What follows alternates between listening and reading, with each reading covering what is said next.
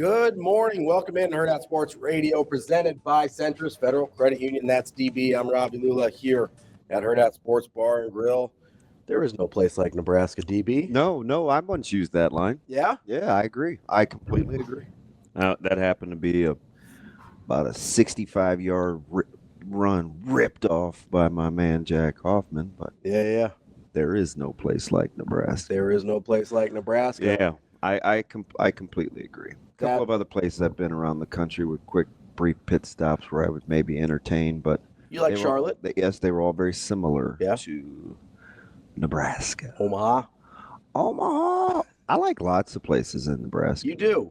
You're more well-traveled in the state than I am. Yeah, I don't know. A lot of engagements. I'll be in Fairfield on the 22nd. We know Nebraska City's your second home. Yes, it is. I have some more heads coming too. Our little stand-up heads here. Yeah. Do you know why? There's always a theme. This one's probably too easy for you today, but would you like to guess why these two gentlemen? Well, so we have Sharpie. Yes. And they just named the radio booth for him. Correct. That is correct. So that's one. Yes. And then Mr. Dannen pulled off maybe the smoothest coaching search in history. Incredible. I can't even believe it. It's incredible. And not a peep. Nope. Not a single word. Nope. There are no leaks in that ship. Nope. He there's lots. We'll take some time to wax poetic about what he's done in some other sports behind the scenes. Mm-hmm. Some other time when Nebraska football makes their announcements, but I still can't believe it. Because here's the thing, and I was joking with the mayor. I go, hey, no 2 week to post the job, no. Stothard or Joel? No, the real mayor, Joel. Okay. My man, Shafe. And I said, no fake Rooney rules, like just get it done, I guess. Yeah. Right? Like it's a public job. It's got to be posted for 2 weeks. How many times have you heard that? But I still think we don't understand how quickly and first of all, to have two schools be on board with something is that might be the most shocking part of this all. It's kind of unheard of. Yeah, that Louisville played was so cooperative. Number two, you keep everybody's favorite in Reyes, and so many times this happens. I always ask myself, who would I was just talking about some job situations the other day, and I was like, well, who would I work for and who wouldn't I? And, my buddy was like, oh, you wouldn't take it back. And I was like, yeah, I would. Yeah, I would. It's like if he wanted me to do something on the side, like I would take a backseat to this person and this person, because I don't really look at it as backseat. Like I just get the opportunity to work with. Yeah, work with somebody you like and respect. Right. Yeah. Like that's a different thing. Like I feel like I was just explaining that concept to Bill the other day. Right, where there's something anyway. So I think behind the scenes for the last handful of years, people that are at practice, people that cover this deal. I mean, we should probably talk to Arneal. He's probably the foremost expert, I think, in volleyball. I like Abby Barmore; she's pretty good. But I think Reyes. This consternation, especially with Larson leaving, everybody all these things. These things were out there, right? Yeah. We had guys in our stream. Hey, you need to ask such and such and such and such about this, and this. I think we can put that part to bed. Yeah. But Reyes was kind of the guy that was quietly gets a lot of the run. In the volleyball world, Nebraska fans, they love Coach Reyes. I talk about his pressers on Husker Sports Nightly, his recruiting prowess is, it's legendary, right? Well, that may be too strong. It's just really, really, really. Yeah, he's the man. Yeah. And you not only get his deal done, big game. She's big game Hunter. Kelly Hunter is in, as well. Is in, and you get a coach. I just was trying to, how many times can you replace? At the collegiate level, and there are a few examples. I don't know about volleyball, but a handful in basketball. There's a handful in football. Yep.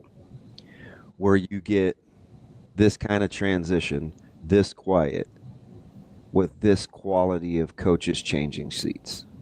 Yeah, so it's the quiet part that almost never happens, right? Because the one that comes to mind, if we're going other sports here, the best one that comes to mind is Roy Williams to Bill Self. Correct. Just you go at Kansas, you're in great shape. You go from great coach, he leaves for North Carolina, goes home. Bill Self comes in, takes the program really to the next level because Roy Williams didn't win any championships there. Although the thing with Self is I'm not gonna fight you over it. Mm-hmm.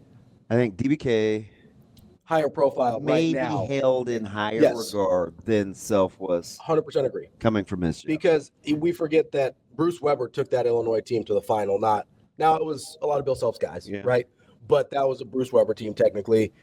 It was sort of like, what's the guy's name?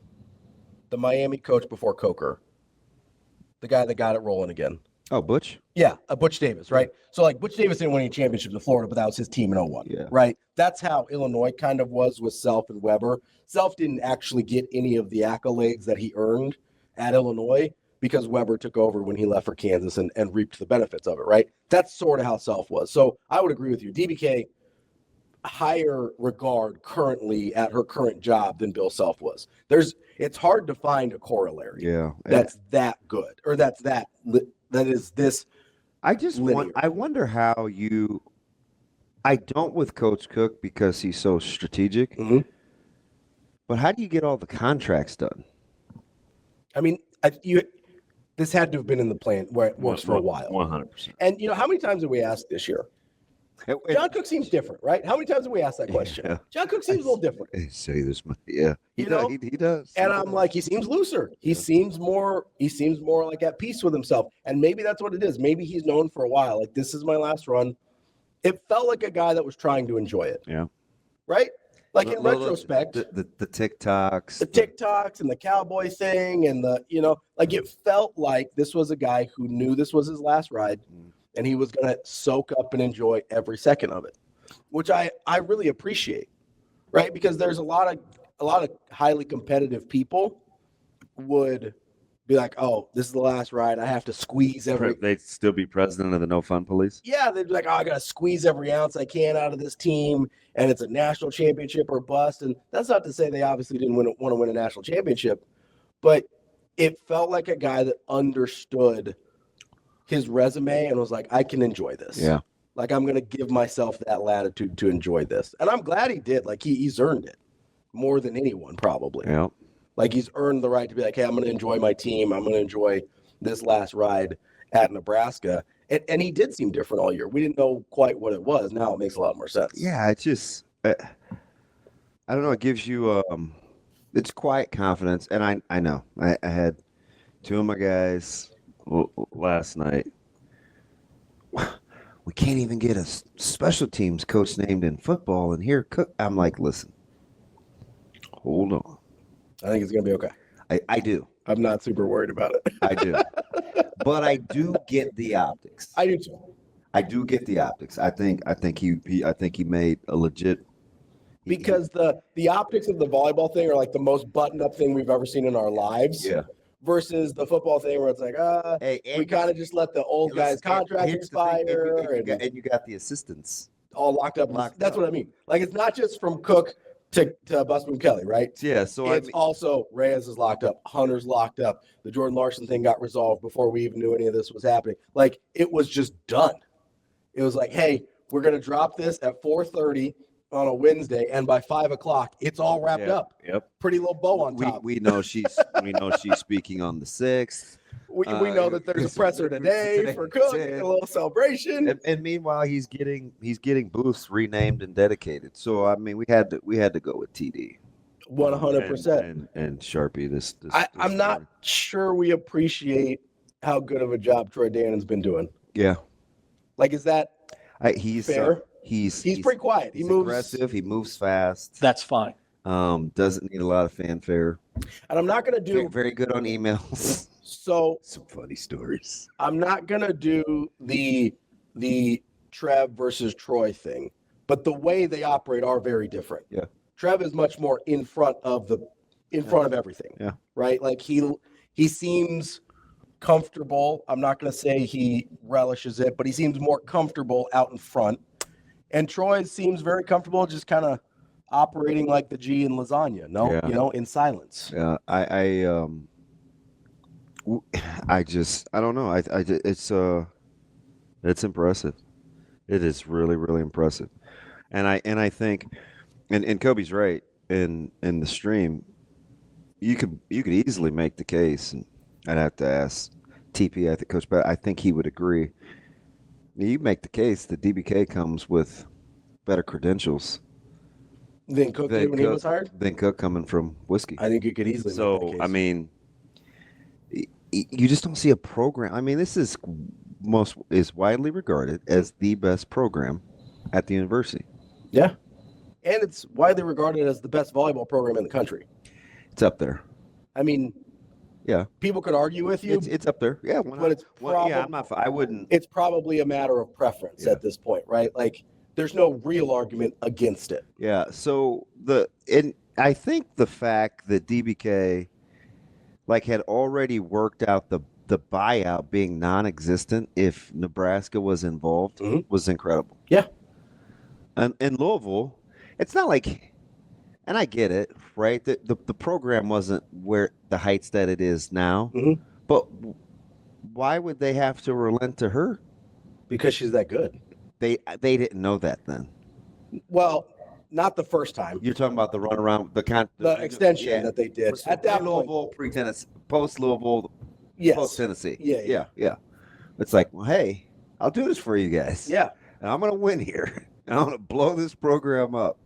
But if this school comes a knocking, and that's not, I don't think that's out of the ordinary for some other We've heard about it. Profile sports. Yeah. Volleyball, that's incredible where there's this one school in this sport that, you guys are going to have to concede. You've heard about it in some other, like in college football. Yeah. There was the famous Urban Meyer one. There's no buyout for Notre Dame. Yeah. There's no buyout, right? Like you had look at the one that Belichick just worked with Carolina. Yeah. $100K before June 1 if he took an NFL job? Yep.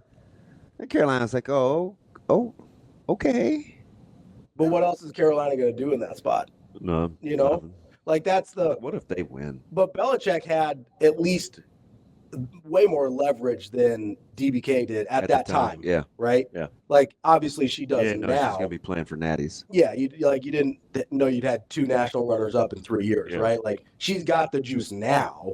But you got the juice now, man. You probably have never seen that show. What show is that? Never mind. You'll think it's Menace to Society. Is it Boys in the Hood? No.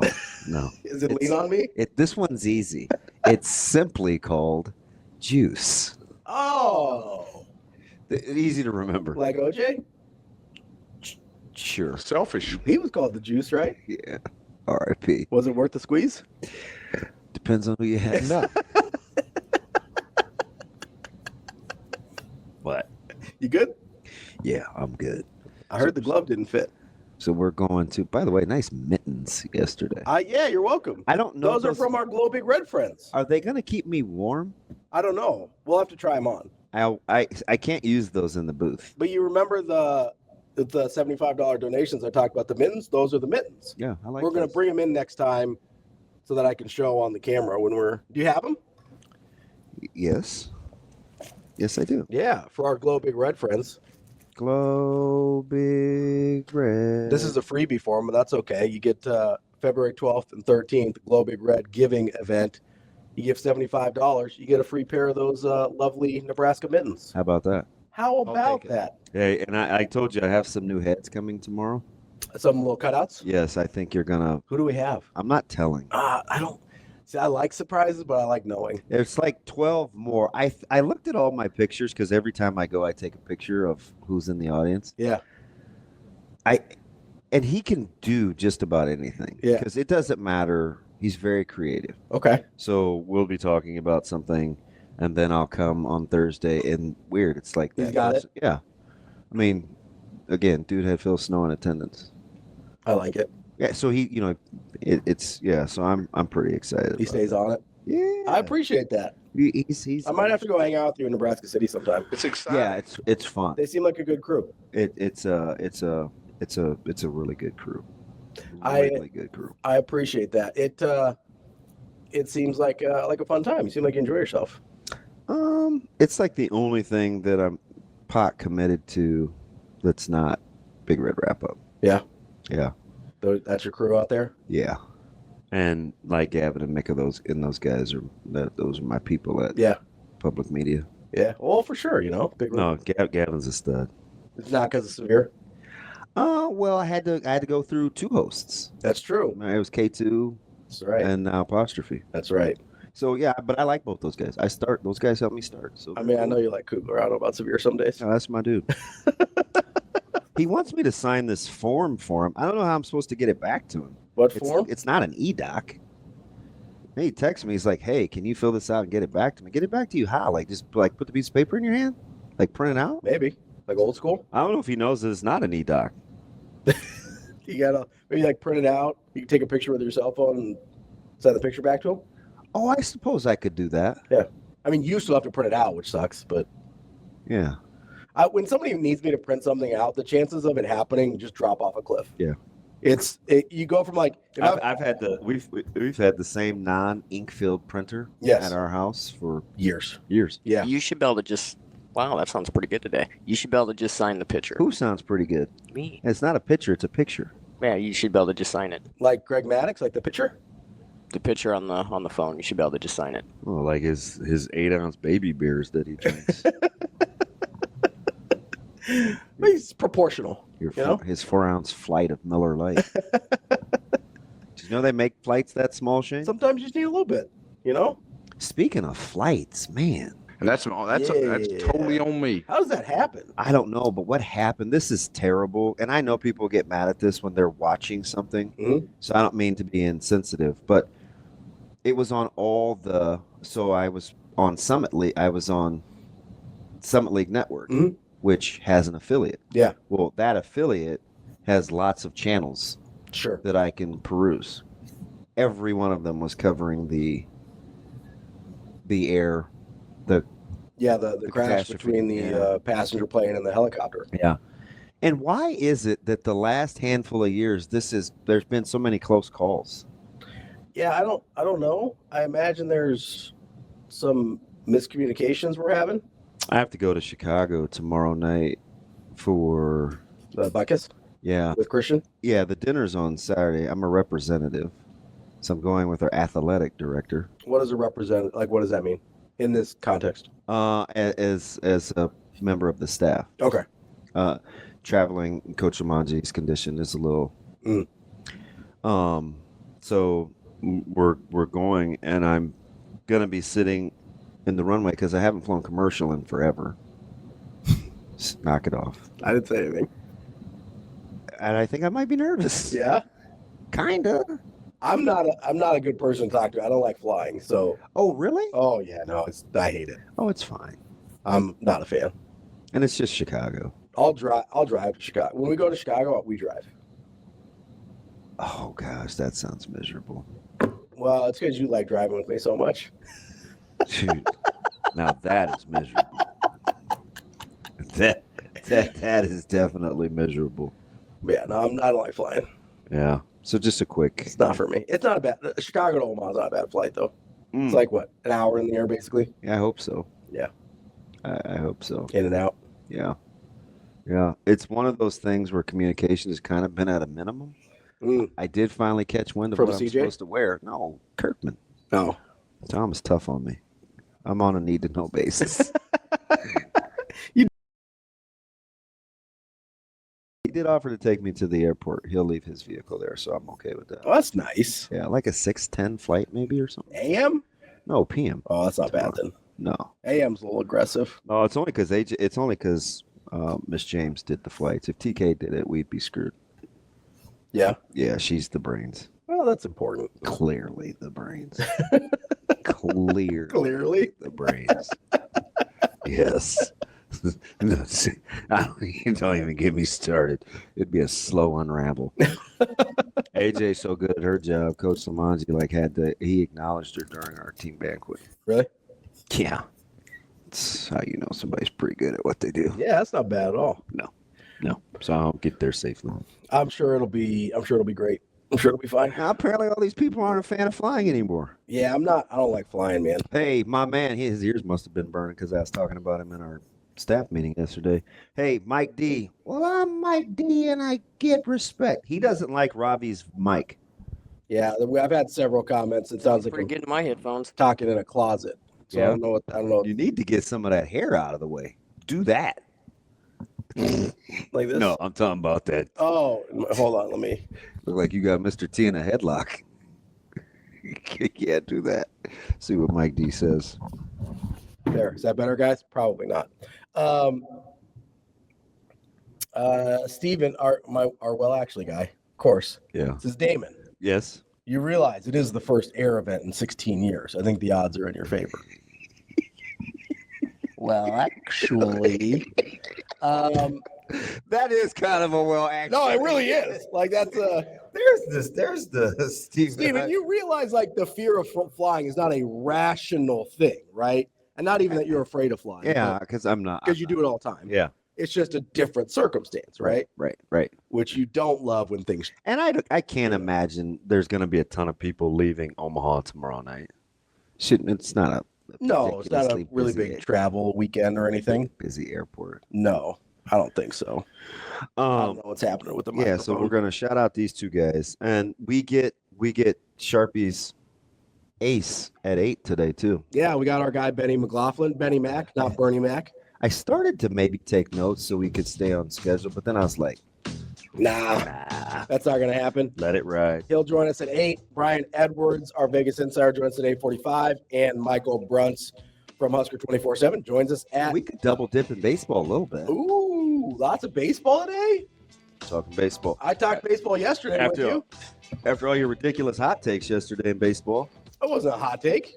I do like your spending ideas. You gotta spend money. Yeah, I'm with you. Don't get me started on Hank Steinbrenner complaining now. I can't spend money like the Dodgers in New York. I'm pretty sure you can, Hank. Your franchise is worth somewhere in the neighborhood of $8 billion. I think you're going to be okay. More Hurrdat Sports Radio coming up next. Welcome back, Hurrdat Sports Radio, AM 590, ESPN Omaha, ESPN Tri-Cities. We're here on the Pillar Exterior Stage. That's DB. I'm Ravi Lulla, and reminding you to keep your eyes focused and straight ahead while on the roads this morning. Your job as the driver is to drive. Do not get distracted. This message from the NDOT Highway Safety Office. Hey, and if any coaches call Shane again, make sure the mics are off. Kill him. Kill the mic. Kill him, Mike? Yeah. Mike D. Mike D? All I said was hello. That's a different. Those are different and mics. I think that Mike D is still with us. Is Killer Mike dead? Killer Mike. Who's Killer Mike? Isn't that a rapper? You talking about I think Killer Mike, yeah, but we lost him Did we? in like 21 or 22, didn't we? I don't think so. He seems to be alive. ATL Killer Mike, that had the hot takes during COVID. Yeah, this guy here. Yeah. Oh, I'm glad he's with us. Yeah. I don't want to off anybody. He's still alive. I was talking about Beastie Boys, Mike D. Yeah, no, I know who Mike D is. But then I you think said that Killer Mike. I think that Mike D. No, you said Wait, so Mike D's gone? you said Killer Mike. I didn't bring up Killer Mike. Knock it off. I said kill the Mike, and you said Killer Mike. Wait, so Mike D's dead? I don't know. All right, we're gonna check. I'm not going to ask you to Google. Take another 55 minutes. Mike D is still with us. Yeah, we lost one of the Beastie Boys, but it's not him. All the Mikes still alive. And hot. Except ours. Ours are only hot when they're supposed to be, apparently. We'll see. Guys, do I sound better in the stream? Do I Yeah. sound like I'm not in a tin can anymore? So that's what it was. Yeah. It wasn't muted. Yeah, that's the. Good job, Shane. Props to you. We're on it today. No, because Shane takes that stuff super personal. So if the longer you stay on him, the more pissed he'll be. I didn't say that. You We've been too nice to him lately. I mean, he could take some guff. We get it all the time. some guff. Yeah, that's what you. People were out here. I'm taking it personally because The first time I heard somebody say guff, it was not me. So I got that from someplace else, and I asked what it meant. I think my mom used to say it. Yeah, so I think it's like an older generation. do you know who said it to me? Who? He said he's not going to take any guff off of me, and he needs me to understand that right now. Tom Osborne. Bill Olson. That was close. Oh, yeah. Pretty much eye to eye. Coach, I figured it was. Chest to chest. You will run that ground ball out. Yeah. Do we understand? Yep. You just out here not running out ground balls, DB? Come on, man. We do now. Can I sew these buttons back on you? One's a little loose from being grabbed. Not taking no guff. Yeah. Old. I was 15, man. Yeah. And an idiot. Well. Good morning again. It's fine. No comment. Yeah. Yeah. 50 and still, it's fine. No, I would never. Listen. I was gonna say you've learned a lot since then. I don't think I bet you round out every ground ball now. Maybe not anymore, but in softball, I bet you did. Yeah. No, I didn't hit the ball on the ground too much. You a hustler? Yes. Yeah. Yes. Like Pete Rose, Charlie Hustle? Not a Pete Rose guy. R.I.P. I'm not either. I gotta be slow on the R.I.P.s because he is dead. No, yeah. You saying he doesn't deserve the P part? No. Hey, by the way, so I wanted to go to college hoops real quick. Yeah. Because you had to appreciate your boy watching men's and women's basketball at the same time. Who, you or DeMarinis? So the only reason I knew the announcer kept saying what Maddie was upset with, is because I was hearing the exact same thing. Oh, really? Yeah, she's driving me up the wall. But anyway, because now I'm fascinated. Can I just tell you this? I'm fascinated over the last 4 or 5 years at how good Molly is. Mogensen? No. Morgan Molly. Yes. Okay. And I watch a ton, right? And what did I ask you the other day? I'm like, have you ever seen somebody that has gotten buckets that long at that kind of level that is almost never squared to the hoop? Oh, yeah. Remember that? With their jumper. Yeah. Yeah, because their feet are always kind of and so crooked. And we were going through like mechanics of shooting and this, that, and the other. And so it's just weird because this was on the heels. Well, I wanted to see Georgetown, obviously. I wanted to watch, but this was on the heels of Ariema being upset. And his presser, again, big press conference guy, that the Big East doesn't get more run. He said, hey, it's not just UConn and a couple of other teams. Clearly, if you watch Creighton, this is a really good basketball team. Yeah. So I just was trying to see if he was just I'm just basically like, all right, we're going to watch these guys top to bottom because the bottom of the conference does have to get better. There's no question about that. But as does the depth. And I walked out of here the other day and I go, how come we're not seeing any upsets in women's college basketball? You just never see any upsets. And of course you rolled your eyes because you won't really pay attention, and I just was looking for a few upsets. But anyway, so I was watching it at the same time. While I was disappointed that I picked Rutgers as my game, and I was like, I wonder why this line went from 7 to 7.5 to 8 to 8.5 to 9.5. I was like, participation. Who's not participating? And then we found out. Yeah. Harper Jr. No Harper Jr. And as it was like 13-4, I was like, I am not about to start some skid. You better get it together, Rutgers. You hear me? And then Ace Bailey was like, DB. I got you. What'd that number close at? 9.5, maybe? Yeah. But here's the other thing. Do you watch Texas? Men's? Yeah. Yeah. So. Is Texas good? I can't decide. They don't win a lot of these games where they take these teams to the wire. I can't all decide. The time. They ran down A&M the other day, and I was like, you watched that comeback, right? It's 22 points. Yep. And I don't know why I watch them except for morbid curiosity. No, because they always get decent numbers. Yeah. Yes. Like, they're tricky. Like, I look at, I'm obviously trying to find what I want to get. And I flirt with Texas all the time. Really? Like they're tricky. And of course, Like I their watch them metrics last. are pretty good They're not bad. Yeah. compared to what their lines end up being. And I certainly don't like Ole Miss. No, I don't either. I don't know if it's I don't love Chris Beard, so I don't know if it's a Chris Beard thing or You don't? yeah, I don't know. Speaking of which, It's not so much his former school. Now that's Tech? now I think they're pretty good. I do too. I think Texas Tech's pretty good. I like check them out as we get ready for this March Madness that's going to happen in this rollout. Like you start to be on your homework now. I do think Texas Tech is pretty good. I don't think it's a coaching acumen thing with Beard. I just stylistically, it's not my preferred.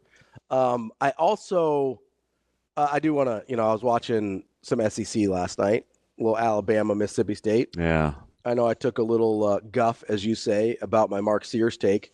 Pretty good last night. No, he's really good. I think so. Young Jakob, he kind of picked the low-hanging fruit. Yeah, they got benched in the game the other day. And he did just he is a weird case study. Sears? Older guy, really, really good. Sometimes does his own thing, but he plays for a very strong-minded coach. Mm-hmm. He sat him last night. He sat him for a half, and it's like, hey, I want to go with the guys that gave us the best a lot of chance. turnovers. A lot of turnovers last night, but and he's been kind of hot and cold. Yeah, kind of up and down. But that's a good team. Here's my point with Sears, though, and I mentioned Grant Nelson too. I like Grant Nelson. Youngblood had a great night last night. The was it South Florida transfer? Yeah. He shot the ball super well, which if you can get that out of him, that's huge. But I don't. Not consistently, but Yeah. if you can get some shooting out of him consistently, for 10 every night. But my point with Mark Sears was this, and I was kind of going back Kind of like Creighton going 8 of 10 in the second half. Yeah, that's probably they made 7 in a row at one point. The last 5 made field goals. Yeah, were threes. Yeah, it was 69-67, and then Neal got the 2 or 3, and then Trout got 2, and it's like. No, I think Ashworth snuck one in there in between. Yeah, I think it was 2 for Neal, 1 for Ashworth, 2 for Trout. I'm like, wow, if you guys like Xavier, you just got that happened in about 80 seconds where that ATS went. It was like, oh, hey, where'd that go? But no, here was my point with, and we can get to this in the next segment. Think about teams that have won national championships. Think about the type of guys that are on those teams, the type of guys that lead those teams. Mm-hmm. Try and think of, and I know Broom is really good at Auburn, right? But it's like 6'10", right? Bigger guy. Yeah. How many times has a guy that size been the dude on a national championship winning team? Just think about that for a second. Well, 2 come to mind. We'll get to it. That's DB. I'm Ravi. Lulla. More Hurrdat Sports Radio coming up next. Welcome back. Hurrdat Sports Radio, AM 590, ESPN Omaha, ESPN Tri-Cities. We're here at Hurrdat Sports Bar and Grill. That's DB. I'm Ravi Lulla. And we are getting into some college basketball. It's getting that time of year. The calendar turns to February here in a couple days. February. Oh, you're a library guy? No, not library. Library. It's February. You don't say the R in February. Wait, what? February. You don't say the R. Apparently not. Somebody help me out here. You don't say the R in February. You say the R in library. You don't say the R. Don't ask Kobe because he's mad that you called Hal Hank. It doesn't matter. It doesn't matter what you think. I didn't kill my wife. I don't care. By the way, according to Wicca Wyatt, Wicca Asian Wyatt, Mike D's still alive. Adam Yap, a.k.a. MCA, is no longer with us. I knew they lost one of the Beastie R.I.P. Boys. We lost one of the Beastie Boys. But we were talking about college basketball and what type of. MCA, you good? Yeah. You Mike D. You get respect. Yes. You get more or less respect than Mike Delaware? Probably less. That sounds like a fake name, right? Yeah. And he's kind of like a cartoon character to begin with. He's like a caricature. Man, dude is funny. That's all I know. I like Mike D. That dude is... I kind of like the whole crew. Right? I like the whole NBNR crew. Now we can't say we said a lot of nice things about them in our staff meeting yesterday. Oh yeah, we can't do that. Yeah. No. Does it bother you when people use other peers as Examples? Yeah. No, because there's definitely stuff we can do better, Yeah, I don't mind that. and it gives me a visual. Right. Like I don't like abstract. Like we should make it look better. And I was like, well, what does that mean? Give me an example. Right. It's like, oh, well, we'd like to have multiple cameras, whatever. It's like, oh, okay, I get what that means. Right. Like X show or Y show. I don't want just this abstract thing. Like, tell me what you're looking for. Pot committed, like the SEC and you hoops, baby. obviously have a vision in your head. My vision in my head when I'm trying to build a national championship college basketball team is I need a lead guard. No, I'm not going to argue with you over. 98% of the time, I take the guy that handles the peel. So, and you know where I came up with this theory? But you told me to think of some guys, because there are outliers. Yeah, but there's several. There's a couple. Well, I'll give you three without even batting an I know eye. one of them, Anthony Davis. Correct. The one from the 90s, I think you're going to tell me Leitner. Correct. Now, he did have good guards. He had a guard. And he had Grant Hill. And Grant Hill, I'm telling you, this isn't Bo Jackson, hot take, overrated. Grant Hill's prowess as a college player that year is extremely revisionist. I'm going to defer because my man couldn't shoot outside of 15 feet. Listen, that's fair. And Ravi, what's up? I'm not talking about Grant Hill. I'm talking about Hurley. And it was still Leitner's team, and Leitner was the dude. Was that Hurley or was that Wojo? It's Hurley, man.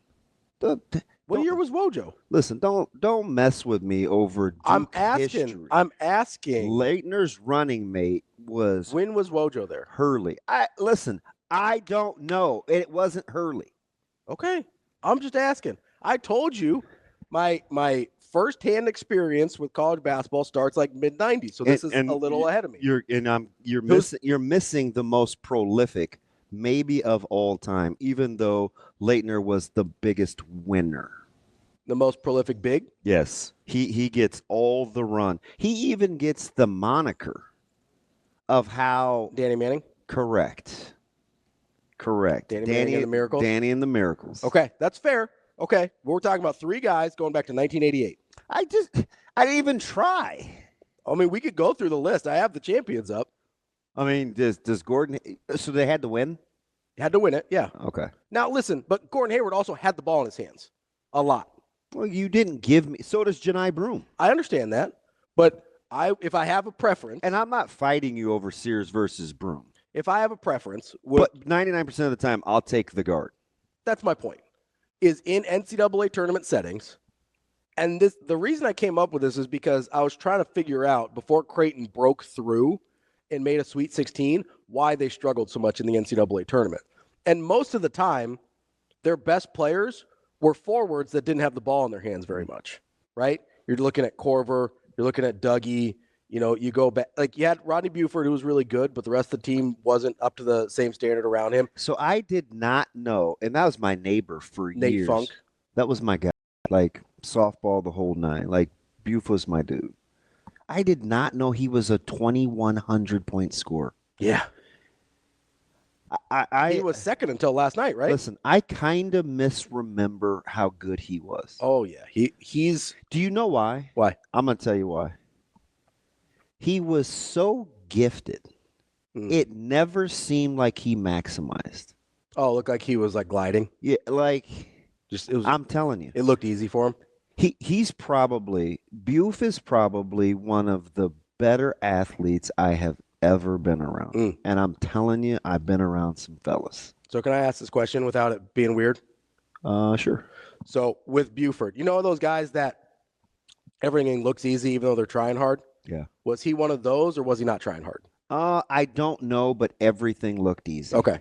Because there is a difference, right? He could throw it. He could pick it. He could swing it. Yeah. He could shoot it. I would say he's a bucket. He could catch it.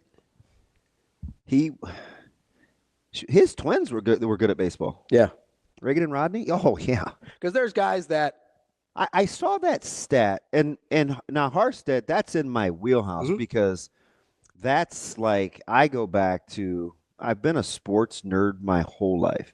And I told you, I've told this story. I give credit to my neighbor, a guy by the name of Larry Cobbs. His sons are two of my ridiculously good buddies, Brian and Kevin. Mm-hmm. And Larry crammed Creighton down my throat. Listen, crammed. And you still didn't like him until Coach Mack showed up. That's not true. It's not true. Probably I saw Coach Altman at the chiropractor. Okay. And I was just getting back, so maybe 99, 2000-ish. And we sat together waiting. And I'm like, I like him. I could see that. I like him a lot. And he's super dry. Like, I liked him. Altman seems like he's in your wheelhouse. Yep. I left knowing right where I stood. Like, I liked him. But so Harstead, I would have gotten pretty easy. And obviously, Doug was easy. Buford was snuck up on me. Yeah. And he was sensational. I think people forget how prolific he was. It's unbelievable. I wish you could, I don't know. He was just fascinating. Even in when he kept coming back and he was in Sacramento and he was getting these opportunities, and I was like, well, I know why. Mm-hmm. Why he's getting the opportunities? Because if it clicks and you ever just decided you wanted to click, you're really good. Yeah, you just look at him and because he was what, 6'5", 6'6"? Yeah, he's big. He's a big guard. Yeah, because that's the thing. Could use either hand. His mid-range game was, man, Buf was sweet. And I think those numbers, he had to have done 2,100 in 3 years, right? Yeah, he left early, I think. Right? That was 3 years. I believe he left early. I'm double-checking right now. Because Ryan will be 6. 5. 5. He got 4. Buford got 4 with Creighton. What was his freshman year? 95, 96.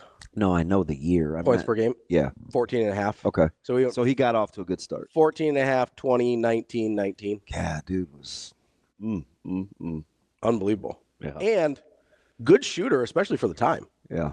38% from 3 for his career. I'm telling you, At the time, that's crazy. I'm telling you. High volume, too. He's 4 attempts a game, 4 or 5 attempts a game. Yeah. That's a lot.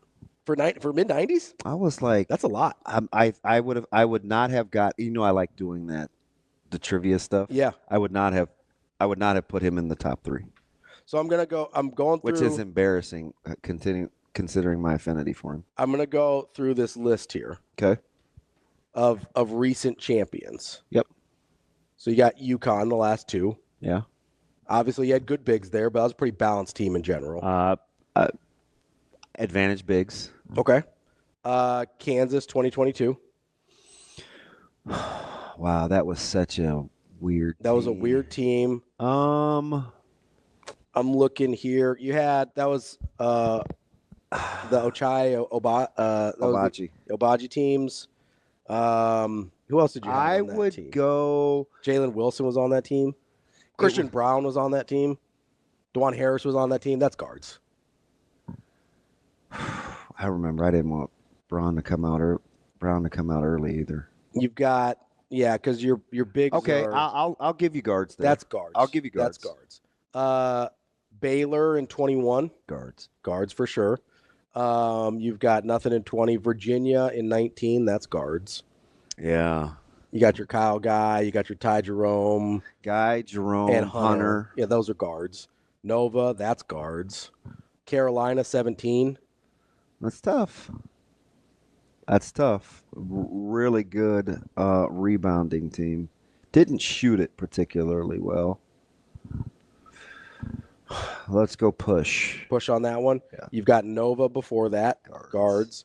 You've got Duke before that one. So you've got Rodney Hood. No. You've got Hood's the first one that comes to mind. Well, I'm just looking at the list here. You got Andre Dawkins.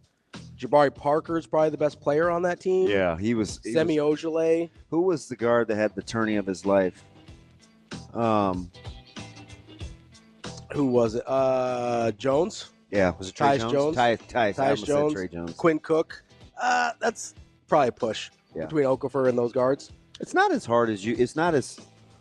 Most of those guys have.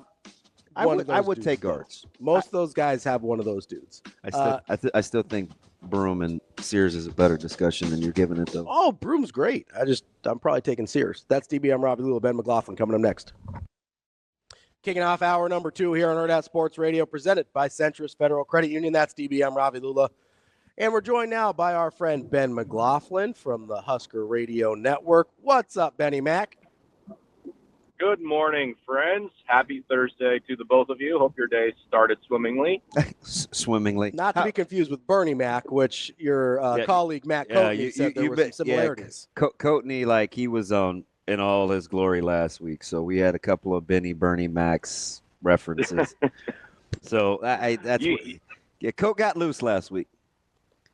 Well, I have to say, Damon, I don't know that you're the best influence on him because I think you guys play off of each other pretty nicely.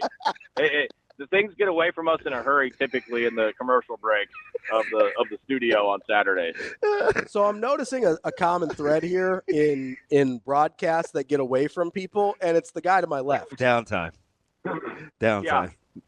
I think that's right. You know, keep me busy. The best is when I come back from like the bathroom or coming late or something, and I'm like, I don't even know what they're talking about. I'm just gonna keep walking to go find my seat. Oh, well, after I get the right chair, that's all I need. Then I can settle in. Yeah.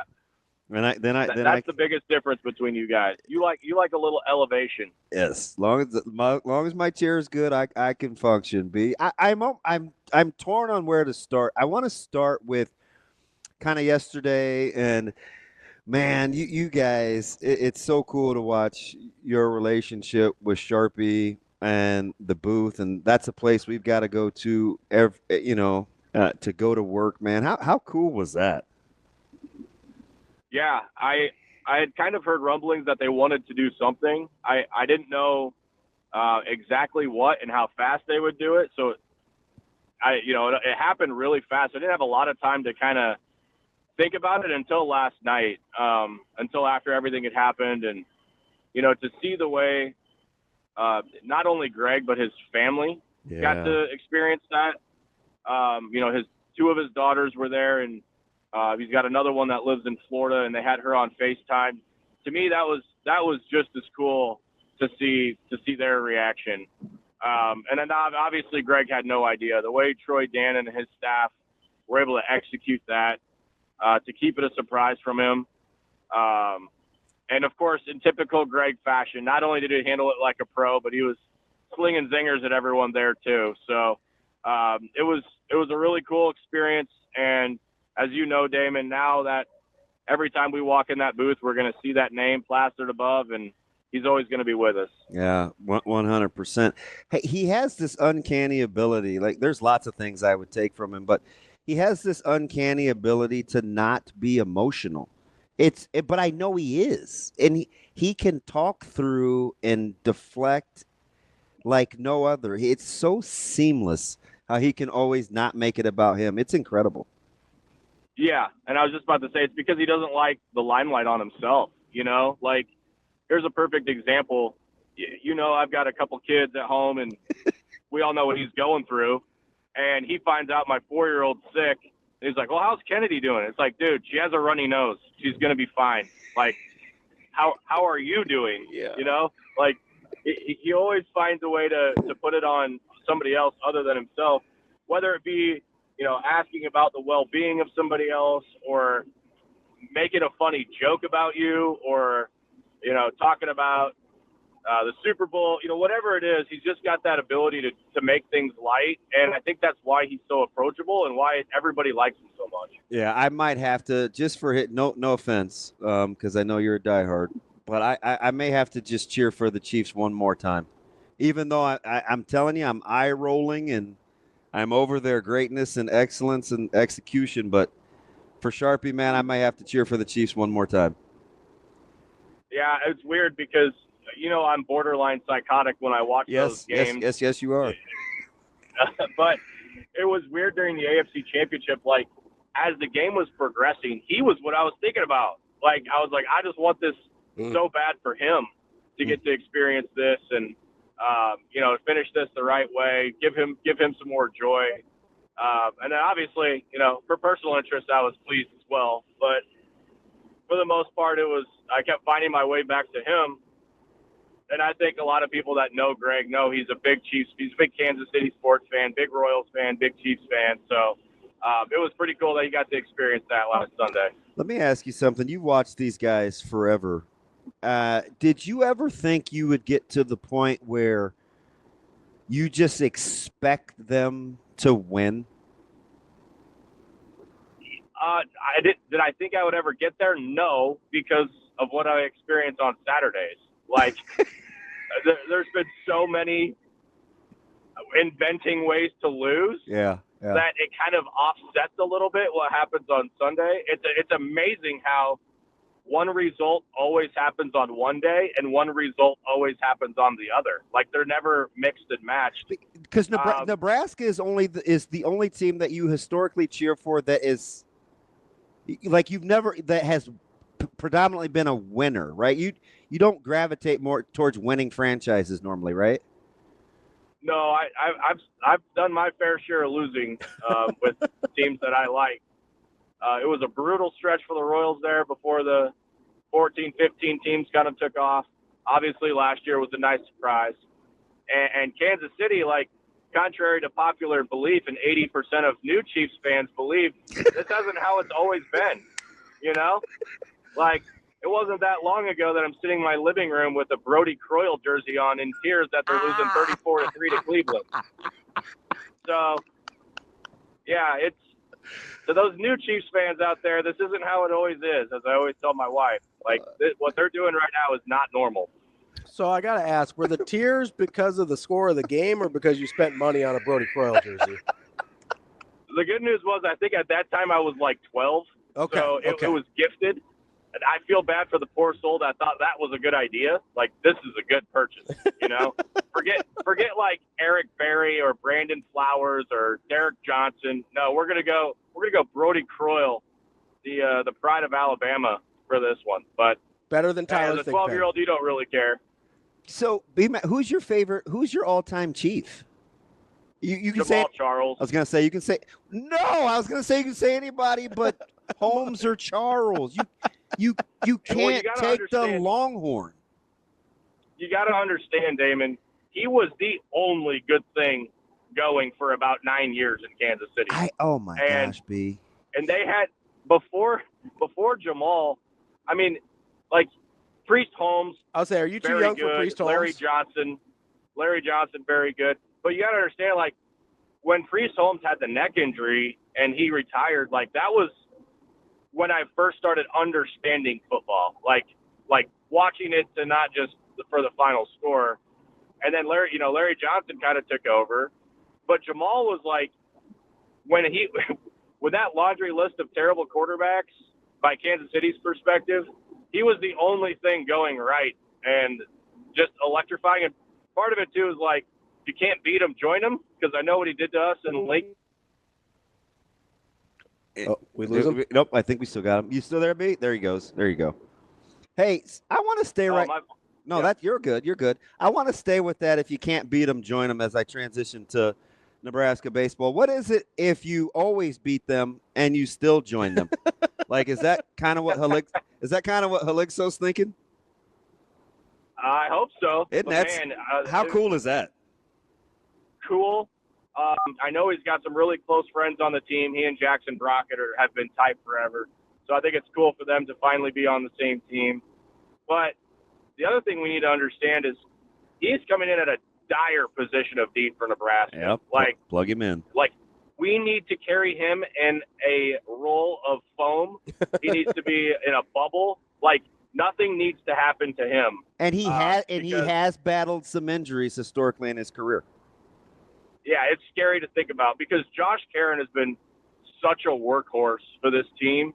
Like, I don't think people know how taxing it is to catch a college baseball game, but to catch 4 games a week, sometimes 5 games a week, when you're asked to do what you're asked to do offensively, like, this dude's legs, there were days where he could barely get through batting practice because his legs were so sore, and he just found a way through it. And not only that, but performed at the level in which he did. So they really needed somebody back there, and preferably with experience, and I think Haligso fits that to a T. So, Ben, I know we're kind of all over the map with you here today, but you mentioned Troy Dannen earlier, and kind of when their name in the booth for Sharpie and all that. And this is a guy that pulled off a pretty big coup yesterday as well, with seemingly not a soul knowing what was going on. And that seems almost impossible considering you had two separate athletic departments involved in this conversation to have John Cook retire and bring over Dani Busboom Kelly. Like, what have you seen from Troy Dannen that, like, would even lead you to believe something like this was possible to pull off? You know, I think Stuart Scott said it best. Cooler than the other side of the pillow. I mean, this dude is just steady Eddie. He's got a great head on his shoulders. He's creative, too. That he trusts. Yes, he's creative. You know, he's always thinking of ways to build the culture and bring everybody together. I mean, highlighted by what you saw with Sharpie yesterday. The idea behind the Husker of the Month. I mean, everything that he's got going over there. He's adopted this place very quickly, which has been awesome. And you're right. Like, for him to I mean, yesterday was arguably the biggest news that we've had in Lincoln since the retirement of Tom Osborne. And I don't think that's a stretch. I don't either, and to be honest. And the fact that he was able to do this in lockstep with Coach Cook, in lockstep with Coach Busboom Kelly, I think it put everybody's worries and fears and panics aside when those tweets were like, 17 minutes apart or something? It was a very short time we were stressing. Yeah, and he locked up Big Game Hunter and Coach Reyes, too. So it's like, I don't think the degree of difficulty had to be at a high level. Which, by the way, let's not understate that. Like, two of the most elite assistant coaches in college volleyball, and that was like the side note. Like, if there was ever a best case scenario with Coach Cook leaving, yesterday was it. Yep. Well, and just I can't get over the fact that none of us heard a peep. Like, right. With all of those moving parts, that there was not a whisper. Yeah, I mean, finishing work yesterday, because obviously I was over at the stadium just a few hours before that, and I go, what? I just saw the AD like 3 hours ago. Yeah. And he was making jokes about everybody back to work. Yeah. And it's like, he kind of wasn't kidding. Like, all right, guys, this was cool, but I got to go make a couple phone calls down to Kentucky. We'll catch you later. Yeah. It was crazy. Let me hop back in, because in a couple weeks, man, you got the Desert Invitational coming, and Nebraska's non-con is going to be a monster. Let me ask you about going from Saturday to Friday, and what Mason's going to have to probably go through to give Nebraska a chance to be where they want to be, man. What kind of growth do you think you can get from a guy that is already pretty good with the whole swing and miss thing? Yeah, I mean, he's a pretty cool story. You know, he came in, coaches really liked him from the beginning. Every year we sit down and they tell us about some of the new guys, and they could not stop talking about this kid McConaughey. And they weren't quite sure how he fit with how many arms they had stretched out at the beginning of last year. He ran into just some awful luck in that first weekend against Texas Tech down at Globe Life. But then he really started pitching well. And then, you know, the midweek starts happened. He started dominating his spot in the weekend rotation.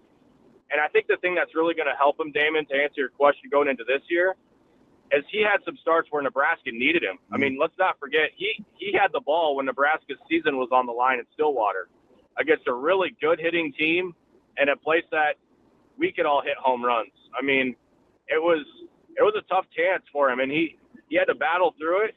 He had to pitch well in the Big Ten tournament to keep Nebraska's stretch going, and he had a career high in strikeouts.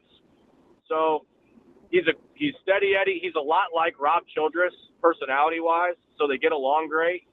And I think in terms of attitudes and consistency, he's exactly what you want on a Friday. Yeah, he's so he seems so quiet too. Like, unassuming is kind of a word I would use. 100%. He's quiet, very nice, polite young man, but don't let that quietness, a little bit like Brett Sears, like he's got fire to him, and he's very competitive, and he hates losing. He's one of the ones that you have to pry the ping pong paddle out of his hand in the clubhouse when he loses. Like that's the type of kid he is, and that's the type of guy you want pitching for you on Friday nights. How do they find enough at bats for a lineup that pretty much brings everyone back, and you still got 3 or 4 guys you probably would like to find a role for? I mean, guys like Budenback are coming off really good off seasons. You'd like to find a spot for some guys. That's a really good call, Damon, because it's going to be tough. I think outfield there's going to be a fight for innings, and I think people might be a little bit surprised at the beginning of the year how those innings are distributed. I think right now it's just like, we've started our scrimmages up for the season. They've been able to get outside, which is always a win. Yeah. And who's putting together good at-bats? Like this time last year, Gabe Swanson was not having a very good preseason, and it showed in the first couple weeks. Now, granted, Will Bolt told us he's going to have a little bit of a longer leash because it's Gabe Swanson. But as you know, it wasn't just the glory of the postseason. He was benched. He was nowhere to be found. Yeah, and not too long before that.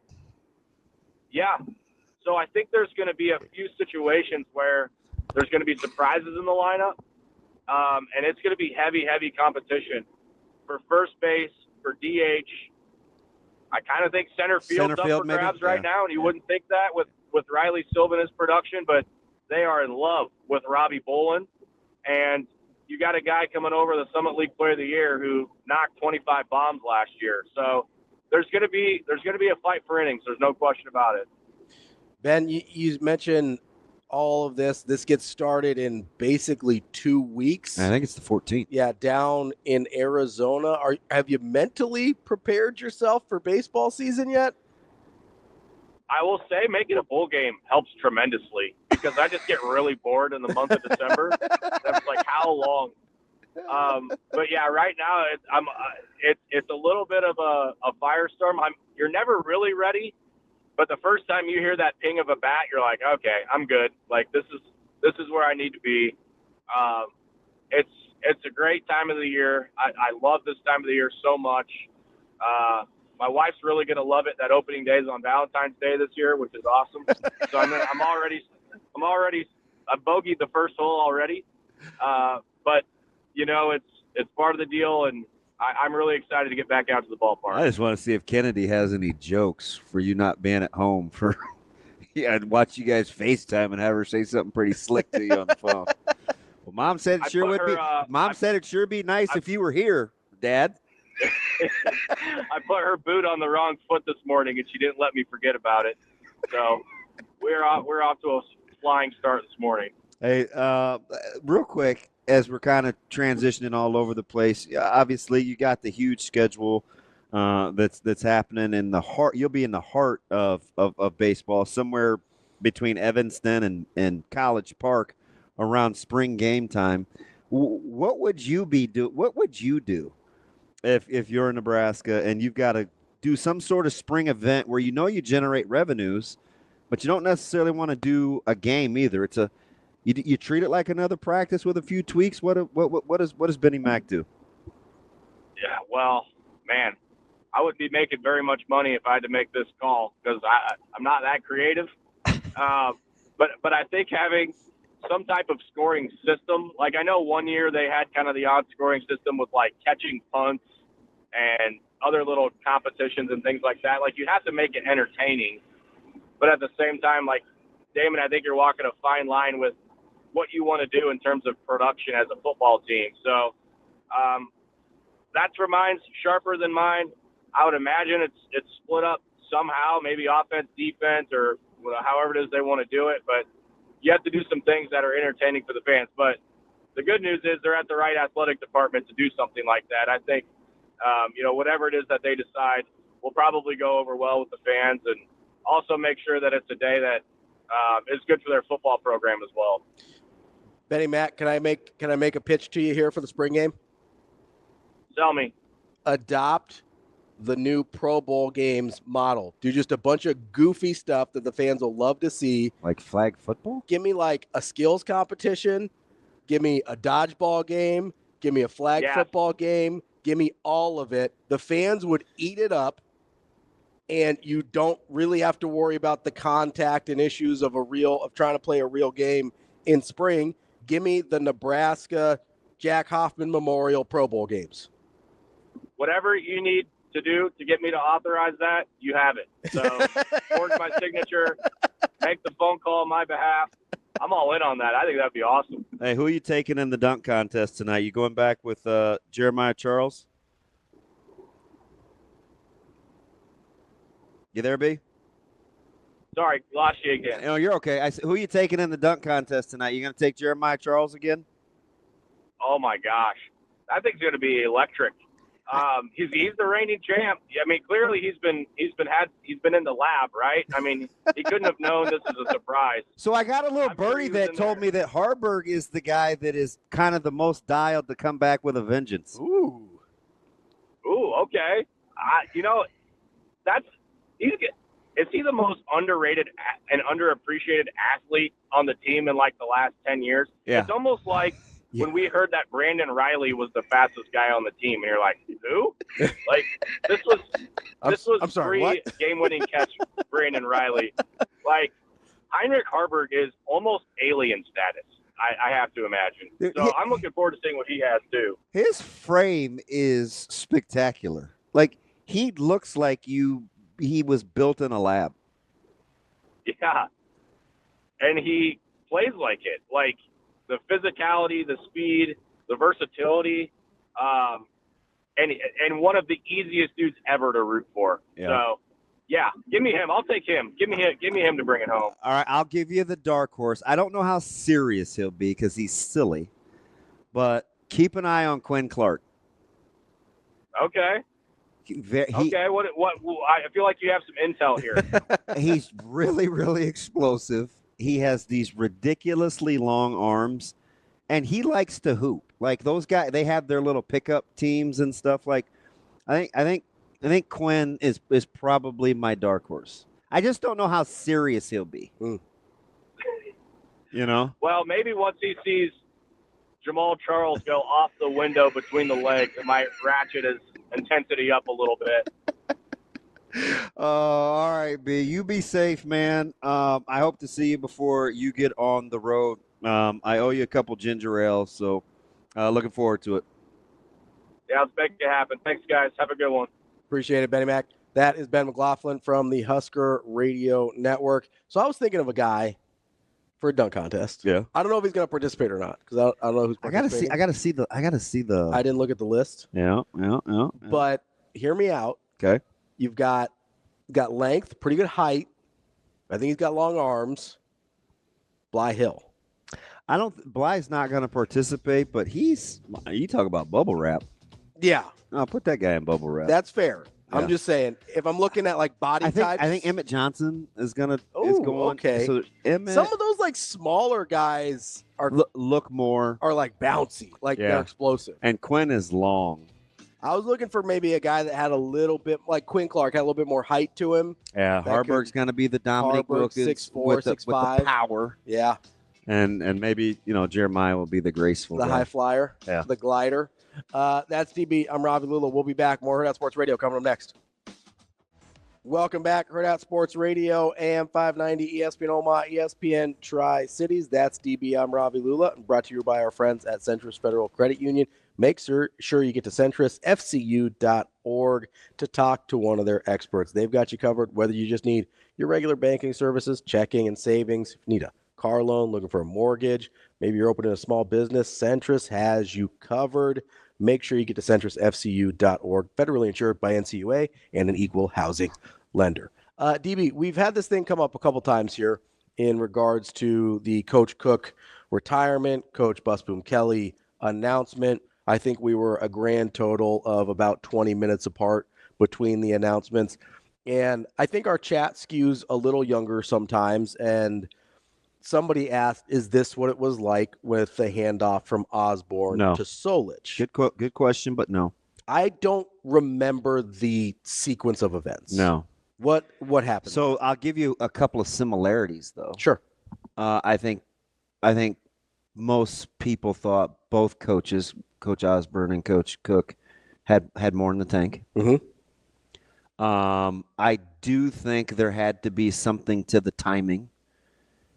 Okay. To make what you wanted to have happen with the next hire. Okay. But outside of that, I think Coach Solich and his tenure, predominantly always being at Nebraska with never any head coaching experience at that level, is vastly different than DBK. How about just the announcement itself? Do you remember the timing of how that went? I was gone. Yeah, I know that was your Carolina years, so you may not have been. I don't exactly remember. Because there's a part of me that for some reason, I want to say that, and I might be wrong here, I want to say that Osborne announced his retirement and said that Solich would succeed him in the same press conference. Did he? I think so. And then there was kind of this wait, what? Because if I remember right, and I think I am, I think there was this controversy of oh, did the athletic department know he was going to do that? And I think there was a little bit I remember a little of that. Of controversy there. Yeah. Which, if that happened today, it would be an absolute bleep show, which would be kind of, if it's happening anywhere but Nebraska, kind of fun to watch. Well, yeah, because the coach in waiting thing has always been kind of weird. Yes. And I think there was some disagreement with the AD at the time, Byrne, who didn't necessarily among other things, but yeah, want to hand off to an internal staff member. And that's the timing you were talking about. If it was going to be Solich, it kind of had to be then for Osborne to make that happen.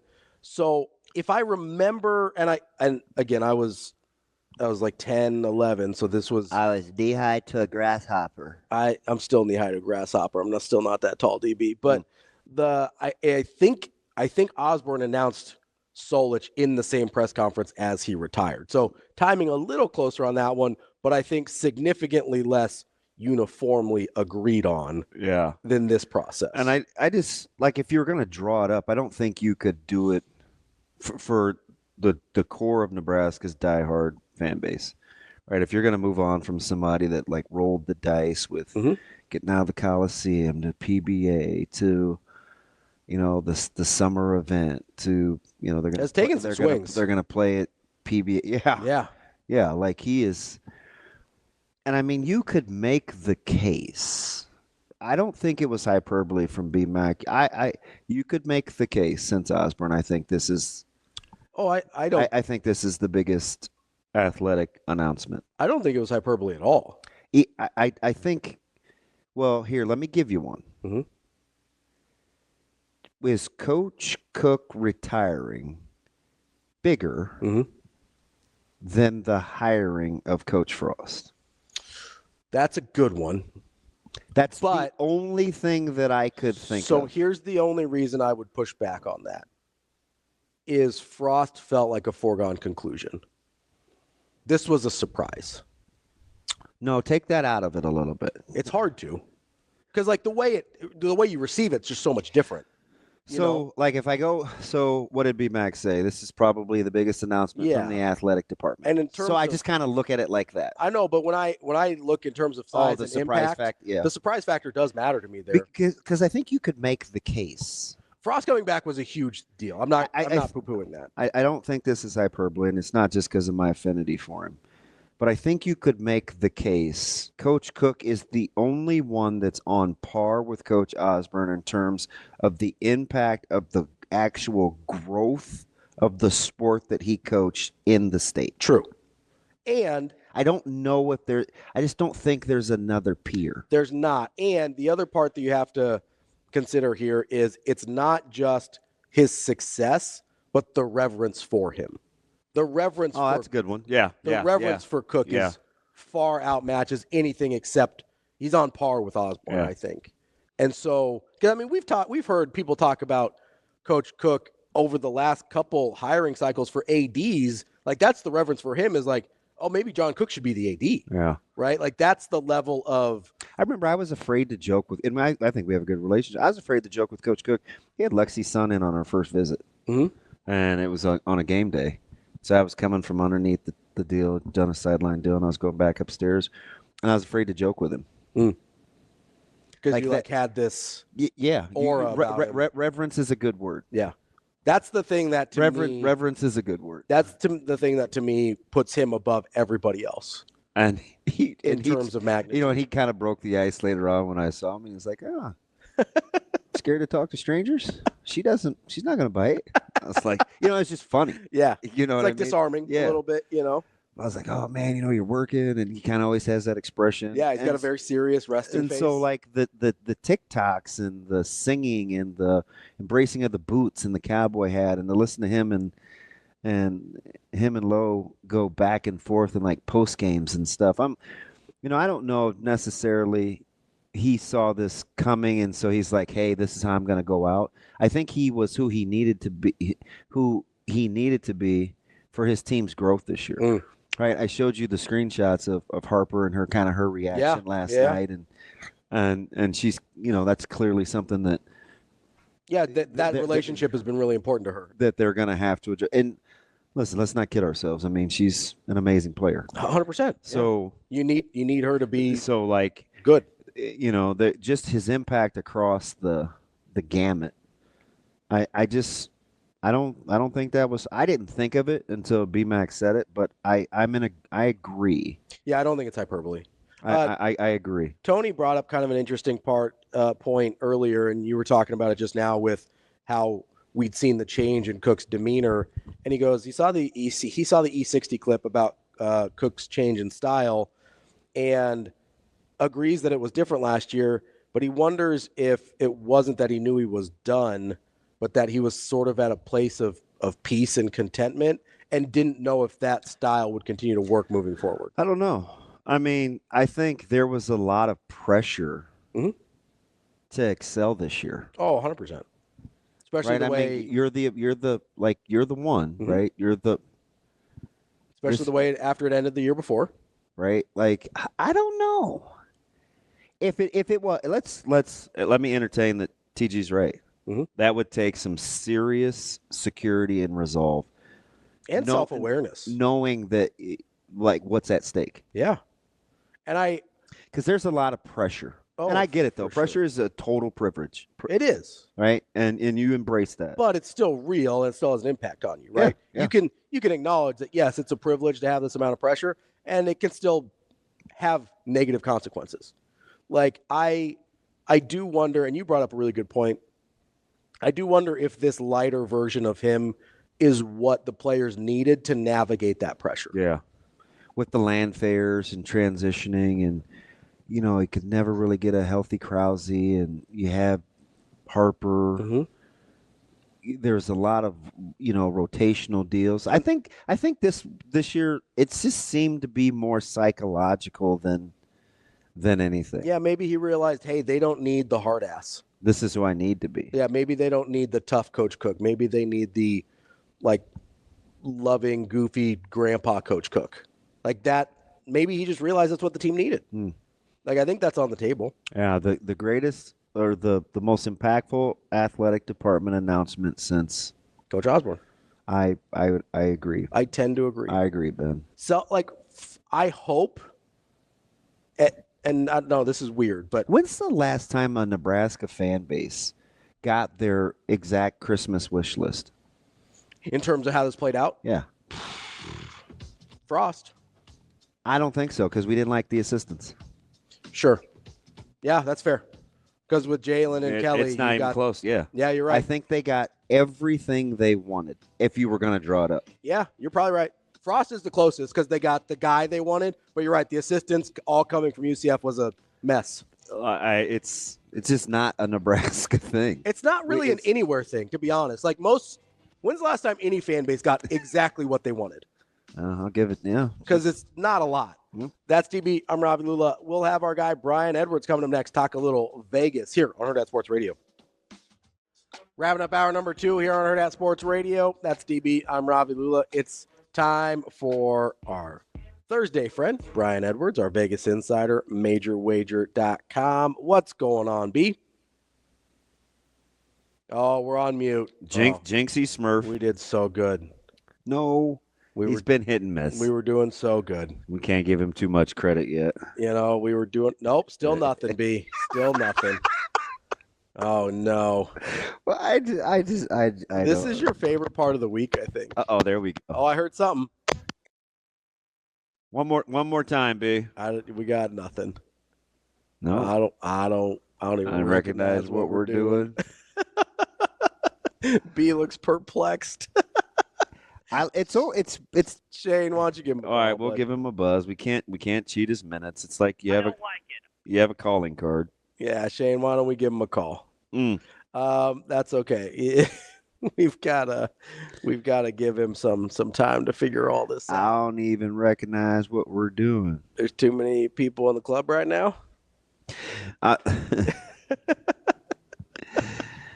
Oh, So you're watching Omaha last night blow a 14-point lead. Yeah, I did. I'm watching Alabama, Mississippi State in a barn burner in Starkville. So another good quad box night. Yeah, Last night. yeah.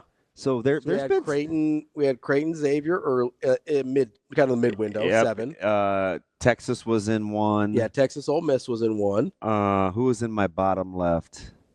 There was another game. You weren't watching UConn DePaul, were you? No. Although that was close. Yeah, that was I told you, man. DePaul aren't they weird? competitive. Do we have Brian? I can hear him. B, how you doing, buddy? Good morning. Gentlemen, I know my DM on the Twitter left a little to be desired this morning, as y'all might have saw. But let's talk Superman. I got a few basketball thoughts. Okay, let me ask you something real quick.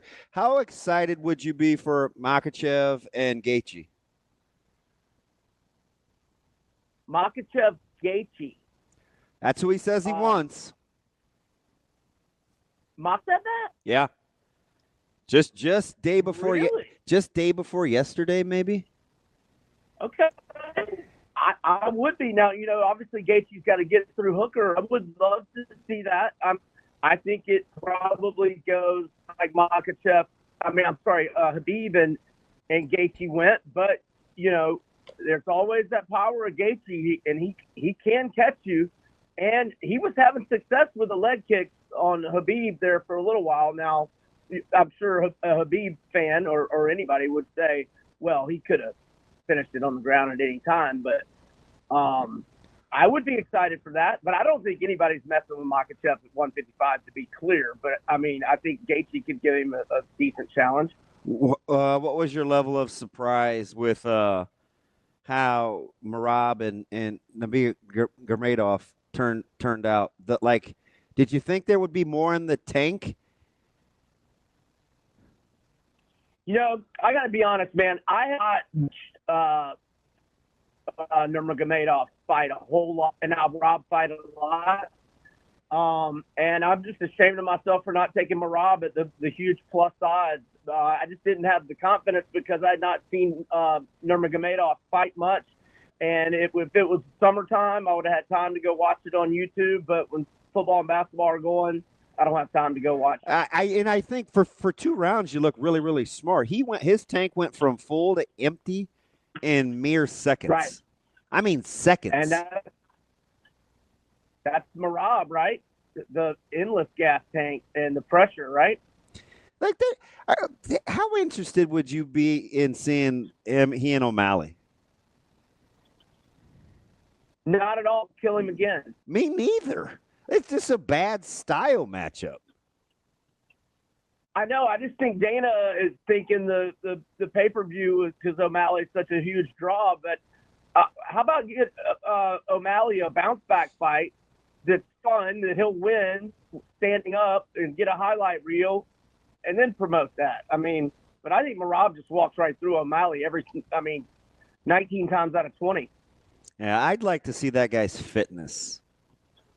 Because it's. Say it again. I'd like to see how Merab trains, like his fitness. It's incredible. Yeah, because those Team Longo guys aren't they're not known to gas out, but they're not known to be cardio machines. Or I guess Aljo's kind of a cardio machine. What do you think happens with Duplessis and Strickland? Man, I thought the fight was going strictly the head or he says the headbutt caused the eye cut. I haven't even odds. I'm guessing Duplessis just kind of a short favorite, but not too much. Let's see. I'm not a big Strickland is just such a hard guy to like. I got to probably get over that. Right. Yeah, no, I hear that. I hear that for sure. I'm pulling up the odds right now. Okay, I think Duplessis is 2-1. Yeah. I mean, I'm not going to take Strickland, but I don't know. That it was pretty real quiet that makes me think these odds are a little bit skewed. But I mean, I don't know. Strickland, when did he get that cut? Late third or early fourth? Early fourth. The fight in Duplessis. Yeah, I think it. No, you know what? I think it was the end of the third. Yeah, because and Duplessis, rallied in those last two rounds. I forget how the judges scored it, but I'm pretty sure it went his way in the fourth and fifth. I know I love Wei Li next week, Zhang Wei Li next week at -140 to -150. Over Tatiana Suarez? Yeah. I mean, Suarez is really good, but I just don't think anybody's beating Wei Li Zhang. I know. Did you have to take a double take to see what a small fave she is? I know. What did you say? I look like I've got the front going. That's what I just did when I saw that number. I was like, what? I don't know if I've ever seen her as that small of a fave. I don't know. I mean, probably not since Joanna, or I mean, maybe she was heavily favored over Joanna way back when. Here, I pulled it up. She was like -150 against Joanna the second time, and the first time -220, and she was a pick'em with Rose way back when we're going back to. Yeah, she was just getting started. Yeah, and Namajunas was supposed to be the monster. Right. Yeah. So, B, I know you've got some early leanings on Super Bowl. The first thing you sent over is a total. What are you thinking on that total on the Super Bowl? Still a little ways out here. Yeah, I like it over. I think that, by the talk, I think it'll be north of 49. If it's not north of 49 tonight, 49 being a key number on a total as it's a multiple of 7. I think you take the over right now. And I think it'll be higher because, I just think people like to bet the over on the Super Bowl, and the total normally, I mean, I haven't done the research on how often it goes up, but I think it usually goes up. I'd have to research it, but I like it over because, well, first off, 2 years ago, we had a shootout with them that went over with 12 minutes and change left, 38-35 game. Kansas City just had 61 combined against Buffalo. The overs hit in back-to-back for the Eagles, 28-22 against the Rams. That's 50 combined. And then the other day, they obviously put up 55 on their own. And discount the regular season finale for the Eagles when they rested their starters. The overs on a 4-1 run. And Patrick Mahomes in the Chiefs' last 8 games, well, obviously he didn't play the regular season finale, but the 8 games he's played in, 13 touchdown passes without an interception. In the postseason, Mahomes, 43-8 TDI&T ratio. I think he's a hard time stopping Saquon. It looks like Jalen's back 100% healthy after the other day. What fantastic. The offense looked awesome. And 20 career postseason games, 43-8 TT ratio for Mahomes. I love the over, and I think you go ahead and bet it now. And, I know you might not want to overdo it with just all bets on the over, but if you want to get aggressive, I mean, both teams' team total in the first half is 10.5. I mean, I think both teams' team totals go over in the first half. And, I mean, every kind of bet you can make on the over team-wise, like their team totals for the game are 24, yeah. 24 and a half for KC. I like all that. I mean, I think we get a similar game as we had 2 years ago in the Super Bowl. B, let me ask you something real quick before we get to hoops, because we only got about a minute left. But if you like Kansas City, or if you like a team, do you get it now or do you wait? You think it moves towards or away from the Chiefs? Man, that's a tough question. A good question. I don't think it's going to get to 3, but I think the Chiefs stay favored. But if you like the Chiefs, you might want to go ahead and get it now because I could see it moving to 2, and I could see the money line coming off of -125 and being -135, -140 in the coming days. But, I mean, that's just a guessing game, really. Gotcha. I say that, but just because I just think people trust Mahomes. But I think most people agree that Philly probably has the better overall roster. But if Mahomes has got the ball in a one-possession game and he's got it last, we know what time it'll be. All right, give me the quick hoop plays. I like UCLA tonight. They were struggling when they were going back and forth to the East Coast. Oregon kind of had a little lull lately. Give me UCLA -4 at home to Oregon. That's all I got on that. Gotcha, B. That's our guy, Brian Edwards. We'll talk to you later, B. Thanks, B. Thanks, guys. Y'all have a good one. Michael Bruntz coming up next. Kicking off hour number 3 here on Hurrdat Sports Radio, presented by Centris Federal Credit Union. That's DB. I'm Ravi Lulla here at Hurrdat Sports Bar and Grill. Joined now by our friend Michael Bruntz from Husker 24/7. What's up, Bruntz? How you guys doing? I'm good. How are you spending the morning of the Fighting Illini being in town? What is going on with you currently, Bruntz? Well, I walked the kid to school. You walked today, huh? Yeah, this is perfect weather. You got a little mist. It's misty down in Lincoln today, and gonna go over to the Cook thing here in a few minutes. So yeah, that's 10 o'clock. Digital morning. Hey, yeah.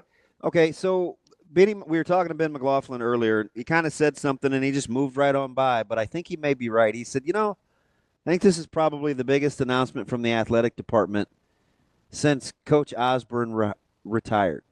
That's any coach's hiring. That includes Coach Frost, like any firing. Do you agree that this is the biggest athletic department announcement?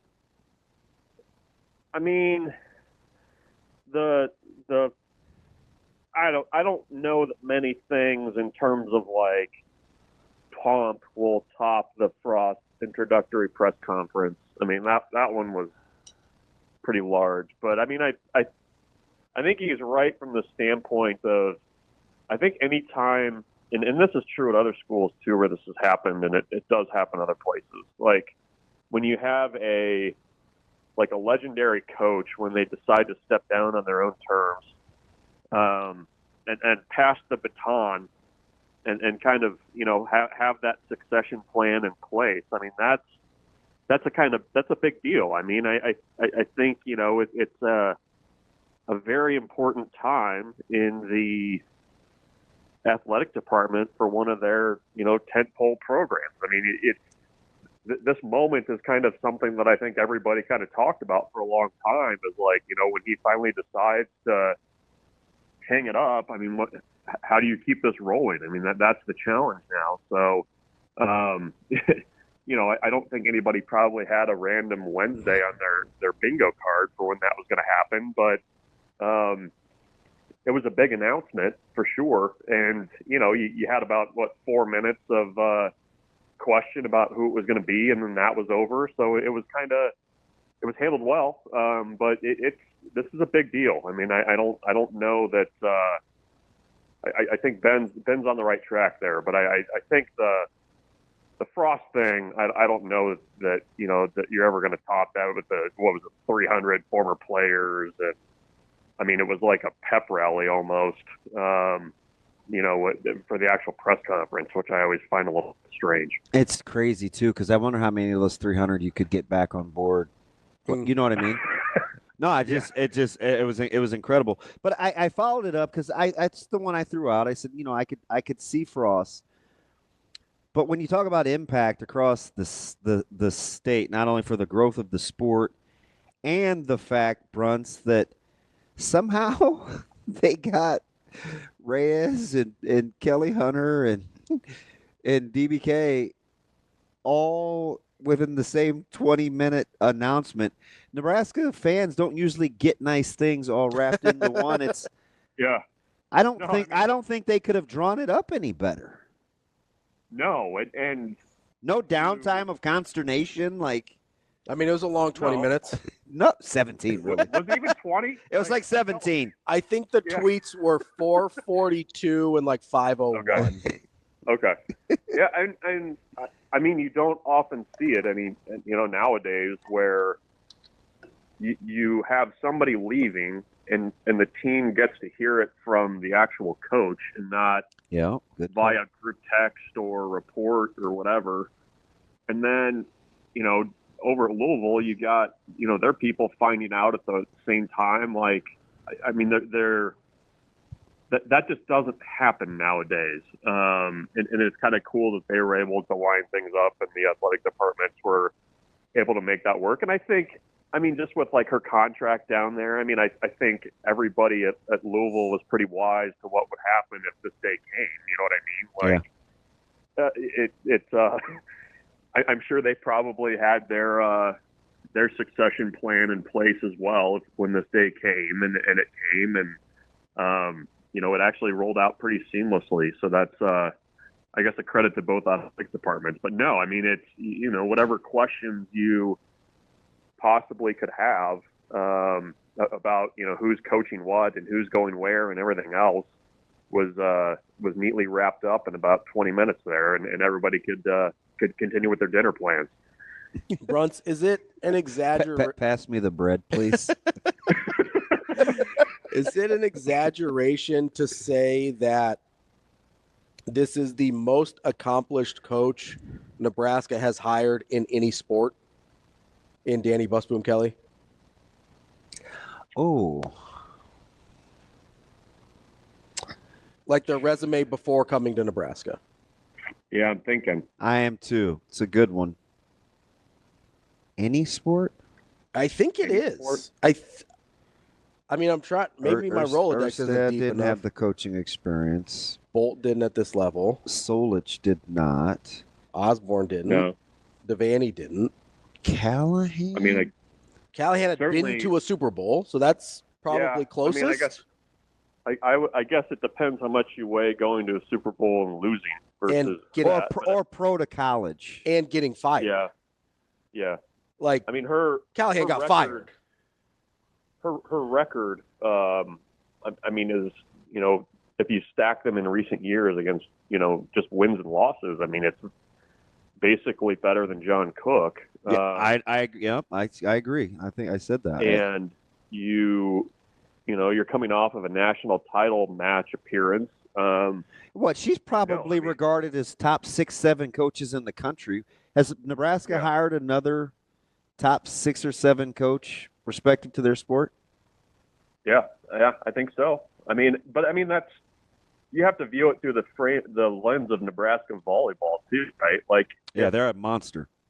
If she wasn't in that, if you didn't have that kind of next person up, I don't think Nebraska volleyball would have struggled to find somebody from that pool of the top 5. You know what I mean? Like, granted, you are following John Cook, and there's pressure that comes along with that. I could see where Nebraska is a little bit more of a pressure-packed job than other places, but at the same time, there's not many places in college volleyball that compare to Nebraska. So, what about Hoiberg? He didn't have the tournament success that DBK has. At Iowa State? Not like that deep into the tournament. They had a couple nice runs, I think, but. Well, and I don't know. Does the thing, not necessarily his fault, but things didn't necessarily end real well in Chicago either. So, Fred tells the stories about sitting in his bathrobe watching the practice. And soap operas. Yeah. So, a little bit different situation than what Dani Busboom Kelly had going on last year. So, but no, I think you're an elite program nationally. You spend a lot of money on the sport. You pack your arena. There is no reason why Nebraska should not have hired an elite, top 5 type coach. You got to view it through the football lens, I guess. Is that like like Alabama trying to follow Saban. Like, you should have been able to get somebody that, that definitely moved the needle. What an embarrassment of riches. No, I'm just thinking, like, because I got to be honest here. I mean, I was talking about this with Mitch Sherman yesterday because you had Jordan Larson, and she makes her announcement a week ago, and it kind of makes sense now. As accomplished an athlete, as decorated as anyone has ever had, anyone in any sport at Nebraska, right? Mm-hmm. The Remingtons, the Sues, anyone. And Nebraska fans in volleyball are like, oh yeah, like we're fine, like look, we got DBK. Like, just think of the dynamics of how you have to think of someone where you think, well, this one was never really in consideration, even though she's a phenom in her own right. We have this here, I'm good, and it's almost universal. Like, that's like, go find go find that comp. and that's, I think that's, you got to give credit to John Cook for that, right? Like, as good as he has been as a coach, he was also, has for the last 25 years has been growing one hell of an assistant coaching tree. Yeah, I mean, how many people is Coach Reyes going to take a back seat to? Right, and so I say back seat. I don't mean that. When you kind of start looking at like, okay, well, what's next? I think the thing that's impressive to me about Dani Busboom Kelly's resume is, it's not like she walked into a turnkey program at Louisville and just like kept it rolling. Exactly. There. You know what I mean? Exactly. Like she blew that thing up.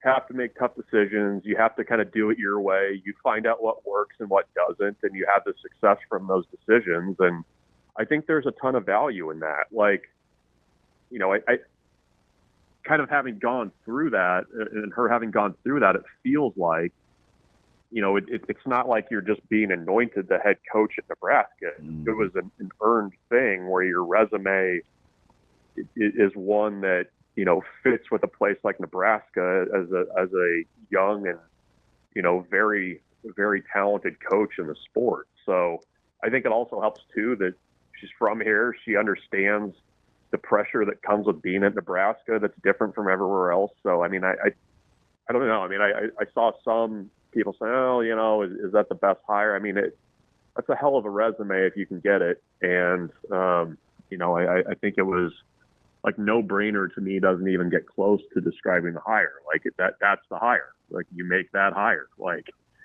Troy Dannen said on the radio last night, I mean, he was just hoping he didn't screw it up because that was the hire. I don't know if he's that all shucksy where he's just moving on to the next thing that busy, or he's crazy, like calculated like a fox, but he appears to be pushing a lot of the right buttons given kind of what's on his plate, navigating the new era, the revenue, the field, renovations, the way that this thing went. I quietly, for a guy that doesn't always have to have his face in front of a microphone, like, yeah, he appears to be pretty good at his job.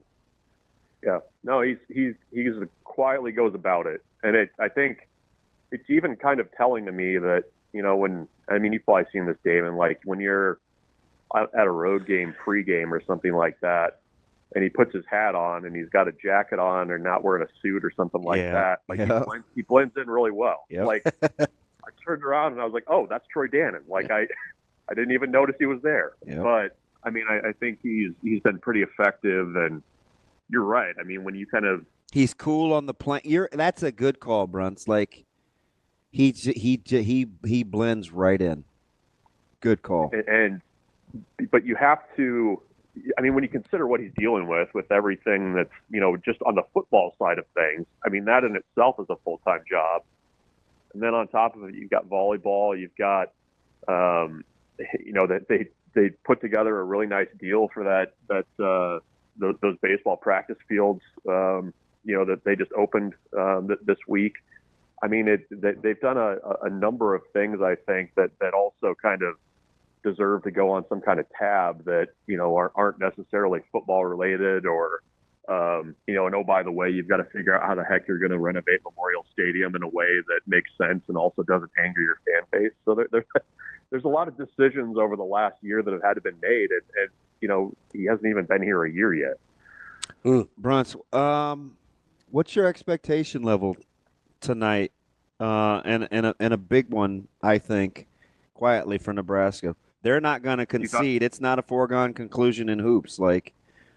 This is interesting. You talking about the dunk contest?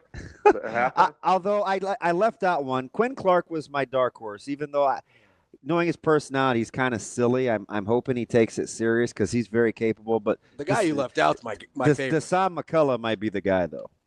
Yeah, I'm eager to see what that looks like with McCullough. What do I have expectation-wise for Nebraska basketball tonight against Illinois? I think they're going to have to shake out a lot of cobwebs. And I think Fred has a pretty good handle on what this team is right now. And I thought the comments about the here we go type attitudes, sneaking in a little bit, you can see it, during this losing streak. I mean, I think there's a mental edge that's not quite there, has gotten farther away from this team as the losses have piled up. And, as a coach, you just got to find, the buttons to push, I guess, and hope maybe you can lean on your leaders a little bit more. I'm not 100% a body language guy, but I mean, at times in this losing streak, some of the guys have looked like they are almost kind of expecting bad things to happen. And lo and behold, they do. So we'll see if they can find whatever edge they had at the beginning of January. But, if they're going to stop this tailspin, I think it's got to start with you got to win at home, because I think that's been the thing that's been even tougher for this group is, they never lost at home. That's not something that you do. And to lose the way they have in Lincoln, that's got to be doubly tough for them.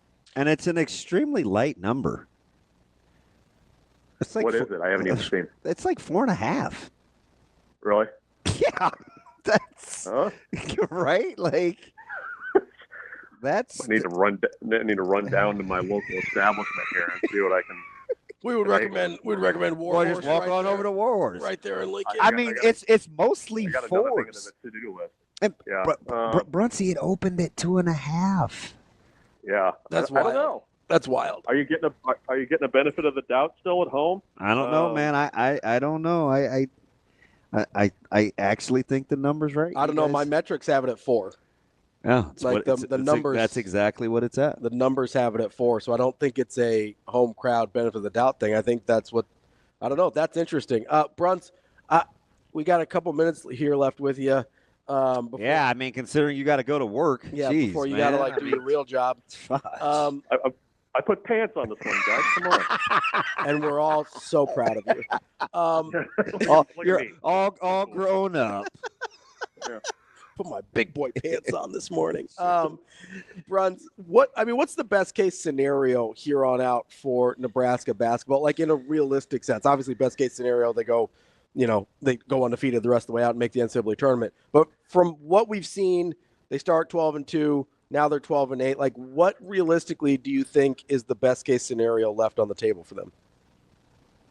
Yeah, the schedule at least lightens a little bit towards the back half of the season. So I mean, it doesn't feel like everything's lost. But I mean, the kind of goals now have shifted a bit, right? Like you need to get the heck off the bubble of the Big Ten tournament thing. Like that's kind of where you are now. Is like, you're not even thinking like top half of the league right now. It's just how do you get things reversed?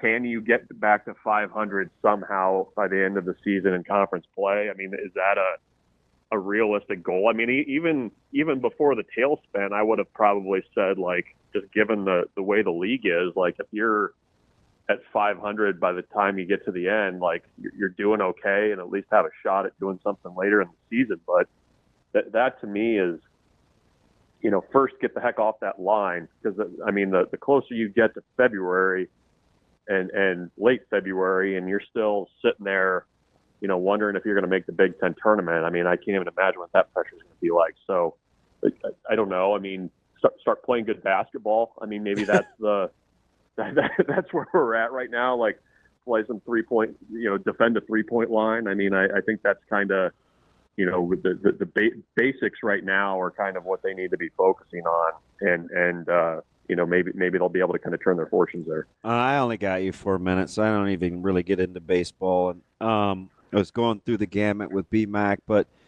the guy, who would you expect the most from relative to last year? I'll give you a relative off-the-grid guy, a guy that was supposed to really come on and it took a second, and a guy we're expecting the world from. You ready? Okay. McConaughey, Silva, Butenbach. Relative to our current expectations. Well, for Butenbach, are you expecting the guy that played in 6 games last year, or the guy? I think it's the guy that's had this offseason coming in from Cape. Like, I think he may be pretty good.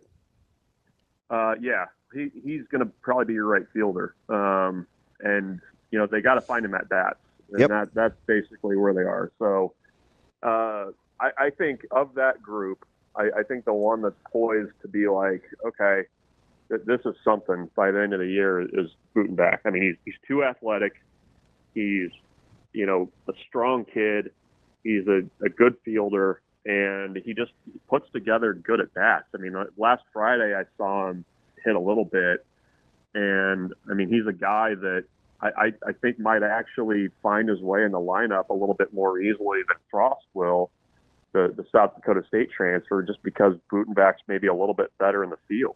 So I think he's one to watch. And but the thing of the 3 you named, Silva hit 350 in the fall. Yeah. He had a 400 on base percentage last year. He hit 256. I mean, if he gets that up to like 280, that's going to be kind of scary. Is the center field position open, do you think?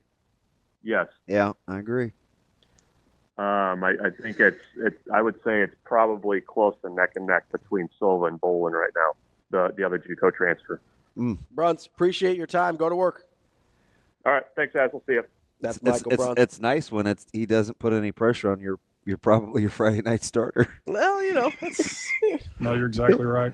I wanted to go back to Nebraska basketball here for a second because he brought up something interesting about trying to get back to 500. That means they have to go 8-3 on the way out. Oh, I know. That's we would have been happy if they went 500 in conference before the skid, right? And remember when they had lost 5 in a row, the number I picked was 9. Yeah.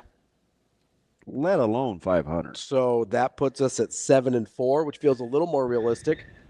But if you can get to 9-11, I know you looked at that line and you rubbed your eyes. I did, but then I went and looked at Ken Palm and I was like, well, he's got it at 4 also. Yeah. So I know he's going off of metrics. So the line seems to be in line with how fitting would it be? What the numbers? Because they're on my radar for our next segment. Yeah. I don't know. I have to think about it. A couple more minutes here. See if I'm swayed. Yeah. But how funny would it be that a team that I've been touting since the offseason comes into town against my alma mater, and I like the alma mater in a get-right game, which would be ridiculous given how they played. Yeah, it'd be very silly. It wouldn't make any sense at all. But the metrics, Vegas, appear to think it's going to be closer than I guess common sense would tell you. I mean, common sense would tell you this probably isn't going to go well for Nebraska, but Vegas and the metrics have it pretty close. I do want to get into this next year when we get into bet on it. I kind of want to go through the schedule real quick and just see if that's because 7-4 sounds realistic or plausible, but is it really? Well, you have 2 swing games in there. You have a few swing games. Well, there's 2 that I can think of in the next 4, and it's this one and it's Washington. 100%. We will get into that a little bit, see if it's even plausible for Nebraska to get themselves back onto that, not just off of the Big Ten tournament bubble, but back onto the NCAA tournament bubble as well. That's DB. I'm Ravi. More Hurrdat Sports Radio coming up next. We're back here on Hurrdat Sports Radio, AM 590, ESPN Omaha, ESPN Tri-Cities, KFOR, and Lincoln. That's DB. I'm Ravi Lulla. It's time for Bet On It, brought to you by Warhorse Sportsbook, the best place in Nebraska to place your sports bets, whether it's at the casino in Lincoln or here in Omaha.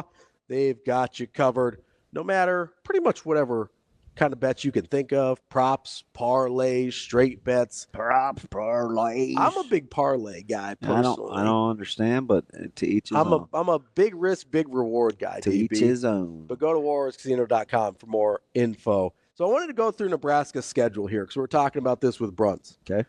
And what it actually looks like to get to the neighborhood of 500, right?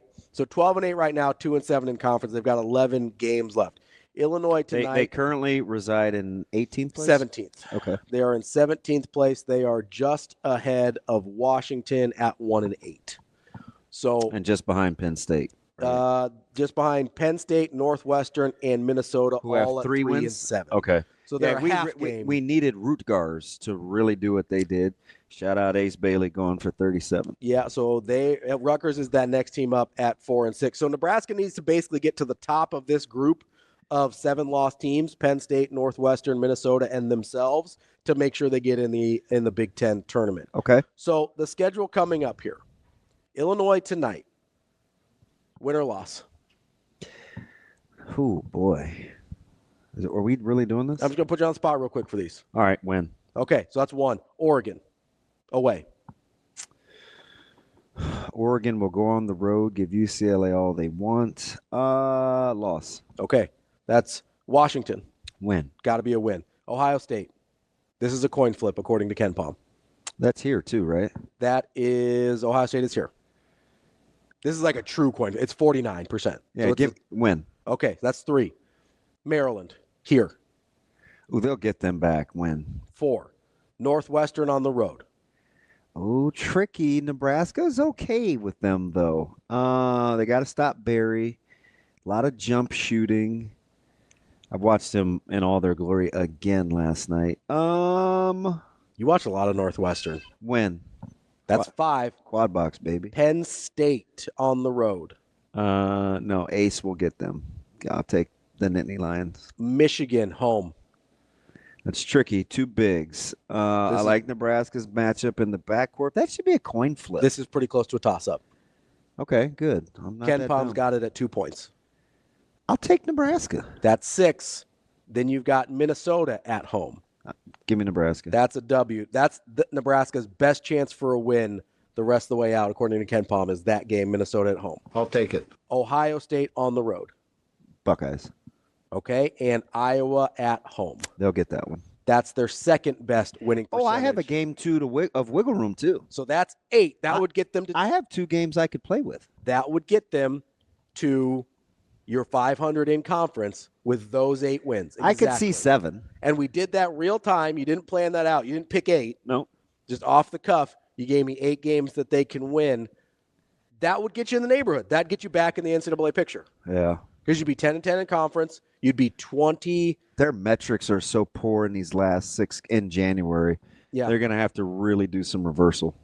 And that gets you in the conversation. You probably need to get a win in the Big Ten tournament at that point because your metrics have dipped so much. Yeah, because you added a team to the tournament, right? Yes. To the format. But you're at least in the conversation if it plays out. So what is it, 15? Yes, 15 teams. Okay. So doable. a 10-10 would get you. I don't see 10, though. Well, I mean, you just gave me 10. I know. So call it 9. Call it 9 and 11. Say you missed one. Yeah. Okay. So 9 and 11. 7 and 4. Or you flip-flop a couple. Yeah. But 7 and 4 seems imminently doable with that schedule. Yeah. Right? Like it wouldn't shock me if you if you lost tonight and you won at Oregon. Yes. Yeah. Oregon's pretty weird. I would. I don't know. I mean, can Ace ball, but I don't know. There's some you would flip flop, but you think about hey, I'll give them. I don't think anything I said is crazy. I agree. So 7 and 4 seems this time imminently doable. That puts you at 9 and 11 in conference, which puts you probably don't get the single bye. Maybe you do. I don't know how That's weird. I don't like works exactly. I don't either. So some people get single buys, some people get double buys. I understand the double buys clearly. But that's about it. Yeah. I mean, I'm in the same boat. I'm not making fun. Yeah. So that's going to be weird to see how that plays out. But that 9th versus 10th win could be pretty important on whether you get a single buy or a double buy. But could I make the argument that not getting a buy and getting a team that's more beatable early and getting that extra win could actually be beneficial? Because if you've got a pack of teams. No. So I'm not doing it. I'm not playing this game. Okay. I'm not. Do you know why? Why? They're not accomplished enough for me to worry about navigating. Well, I'm not saying they should try. Paths of least resistance. I'm not saying they should try. I'm not doing it. I'm just saying if it happens to play out that way. I'm not that fun. The extra win could be good. I'm not that fun. I know that. Well, they're just not. This isn't a program where I'll play the right path. There's not enough leeway there. It's just like, hey, you got to win as many games as possible. No, because they don't really give them the benefit of the doubt yet. That's fair. I think that's fair. So not impossible to get back in the NCAA tournament conversation with the way the schedule shapes up on the way out. But that being said, in this 6-game losing streak, there's multiple games that we probably would have assumed they would have got. Yeah. Right? So that is where this exercise gets tricky. But again, you're looking at an overtime loss at Iowa where they had a 15-point lead. You're looking at a 3-point loss against Rutgers. You're looking at a 3-point loss at Maryland. You're looking at a 5-point loss to USC. Those are all very gettable games. Yeah. You just have to flip those a little bit. And you're going to have a lot more games like that the rest of the way out for Nebraska, I think is the point. You're going to have, most of these games on KenPom, your percentages are somewhere between 40 and 60. That means they are right in that coin flip range for Nebraska. You only have a couple outliers in that. Penn State, I need Penn State to win. No, we're cheering for Ohio State. I need Ohio State to win on the road. You're going to Ohio State? I don't know what I'm going. I'm cheering for Ohio State. Why is that? Because you have to start to bring some teams back. Yeah, who can you run down? Okay. Right? So you're cheering for anybody that's playing against Northwestern, against Minnesota, against Penn State. Yep. The teams that are closer to you versus the teams that are higher up that you're not catching anyway. And amazingly enough, Penn State is favored tonight. Ooh. Not in 2.5? Not in my 2.5. And then you've got UCLA and Oregon. UCLA a 4.5 point. I kind of disagree with B a little bit. I like Oregon. Well, it's because you're discounting the powerful motivating effect of one Mick Cronin. I don't think that's it. Hey, have they or have they not won 4 in a row? They have. I'm just saying. And look at the schedule. It's good. I'm just saying. It's good. The fighting Mick Cronin. I picked them in one of my picks too. Back on the hungry dog gets I think the they bone. were getting one. The hungry dogs. I liked them against SC. Yeah, you did. Yeah. And the hungry dogs get the bone. They're hungry. It's a joke. They're hungry It's a dogs joke. again. They start to finish that one too. Yeah. Yeah. SC's a weird team. I don't know. I do think they're well coached. They're completely delusional about who they are. I also don't know how I ended up becoming the Mick Cronin defender because I don't even like him that much, but that's okay. Yeah. I'm all over the Coastal. I'm all over the CAA. All right, so what do we got today? You got 90 seconds. What are your plays? What do we got? Got Coastal Athletic Conference? Yep. Big CAA guy? I am actually. What do we like about the CAA? We like Drexel. Drexel, okay. Yeah, we like Drexel. They are a 3.5 point dog to Monmouth. Yeah, they will beat Monmouth. Okay. And I'm gonna go back to the well. All right. Which well is that? Elon. Oh, the Fighting Musks. Hey, but guess who they're playing? Hofstra. A team that I took before the break. and Hofstra 3.5 point favorite against, Elon. 3.5 point favorite against Hofstra. Give me Elon. So you got Elon and Drexel in some barn burning CAA action. I'm telling you. Well, I smell bad. It's early, so you get off to a good start, and then you can come back. A couple of 6 o'clock games. Yep, for the 7 o'clock and take the Hilltoppers hosting UTEP. WKU. Yes. All right. Lock it up. Those are DB's locks. We got Berean, baby. Doing Drexel, some homework. Elon, and WKU. Yeah. Those are DB's locks here on Bet On I It. was this close to giving Nebraska. I know you were. I know you wanted to. You got burned on it last time. It fits, though, what I It like. fits your eye. Yeah. That's Bet On It, brought to you by Warhorse Sportsbook. Make sure you get to Warhorse. See if you can make a little money off of DB's locks. Coming up, we'll wrap up the show here on Hurrdat Sports Radio. Wrapping up the show here on Hurrdat Sports Radio. That's DB. I'm Ravi Lulla here at Hurrdat Sports Bar and Grill, and reminding you to give my friends over at Midlands Family Urgent Care a call. They can help you out with some medical guided weight loss, whether it's tirzepatide, semaglutide. I know you've seen the commercials. I know you've seen all the ads online. Can feel a little weird just going to some website trying to figure out if they've got your best interest at heart. You can meet with a real person over at Midlands Family Urgent Care. Give them a call, 402-810-9494, and get started today with a consultation. DB. Yes. I should have went back to the Bill and Margaret. I'll say you've been living on William and Mary. Yeah. But they've been treating you well. But it's a terrible line. What is it? I think it's like 1 or 1.5. And I mean, Campbell's at home, the Fighting Camels. Yeah, we do love the Camels. I do. Even post-Mentor. I like them in baseball. Why? They had a series against Tennessee in the regionals a couple of years ago. I remember that. Where they were like real feisty. Yeah, plucky. And like my Dodgers. Yeah, they were very Dodger-like. Yeah, plucky Dodgers. In their plucky underdogness.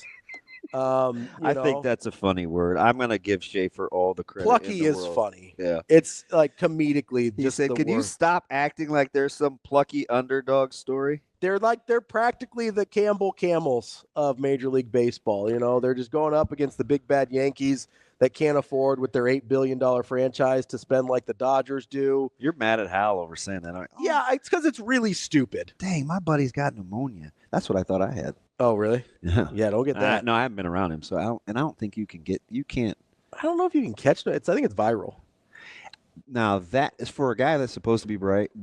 Those concepts like viral versus bacterial and all that kind of stuff. It's all just Greek. Although my buddy invited me to come down for the Kansas City Dodgers thing in June. Yeah. Hopefully tuberculosis is gone by then. Yeah, Kansas City needs to chill with the TB. Dude, what is going on? I didn't even know that was still a thing. Well, it didn't used to be, but some people made some decisions.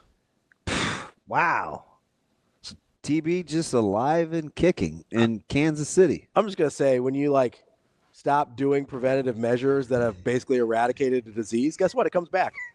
Well, I don't know anything about that. I'm just stay on your smallpox vaccines, kids. That's all I'm saying. I just hope that it goes away by polio can come back. Keep taking those vaccines, kids. That's all. Although he wants me to bring Zoe, the minute we drive past a Ferris wheel or something, Zoe she ain't trying to go watch baseball. You gotta say, it's gonna be a world's of fun day for you, DB. Nope. No. You know what's funny? I go by myself. He's like, and all he said was, he's like, "Hey, bring Zoe. I'll bring Stella." I was like, "Would I be nice enough just to take my daughter someplace for the weekend?" Probably not. You know what's funny is I hated Worlds of Fun when I was a kid. Hated it. Yeah, it's not my jam. It was not my. The only thing I wanted to do there is I convinced my mom we would just go camp out at one of the basketball shooting games. I just stay there all day. Yeah, I'm not that dude. You know what? I got a North Carolina basketball, a little mini North Carolina basketball.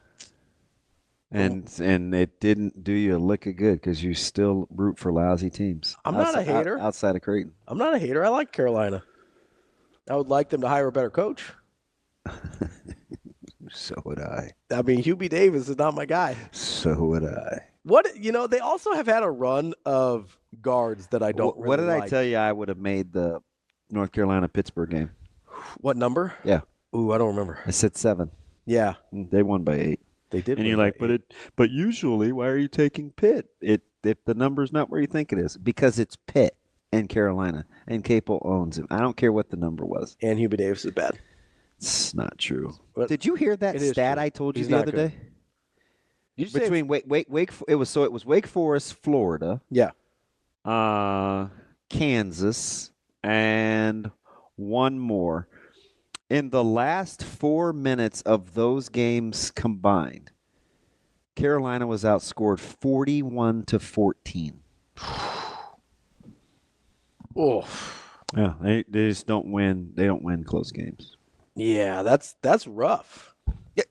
That's not good, man. You think? Yeah, I think they're in trouble. You guys should work on that. They're 1-8 again, or 1-7 in Q1 games. Yeah, I don't know that their resume is gonna hold up. Yeah, It's so funny because you get so mad at me when I for saying the obvious, tell the truth about North Carolina, but then you just hammer them. You just sit there and you're like, they're not this and they're not that, and I'm like, you fly by. And I go, I'm invested. Listen, I like North Carolina. You can't. You don't believe me. You can't just do that. Why not?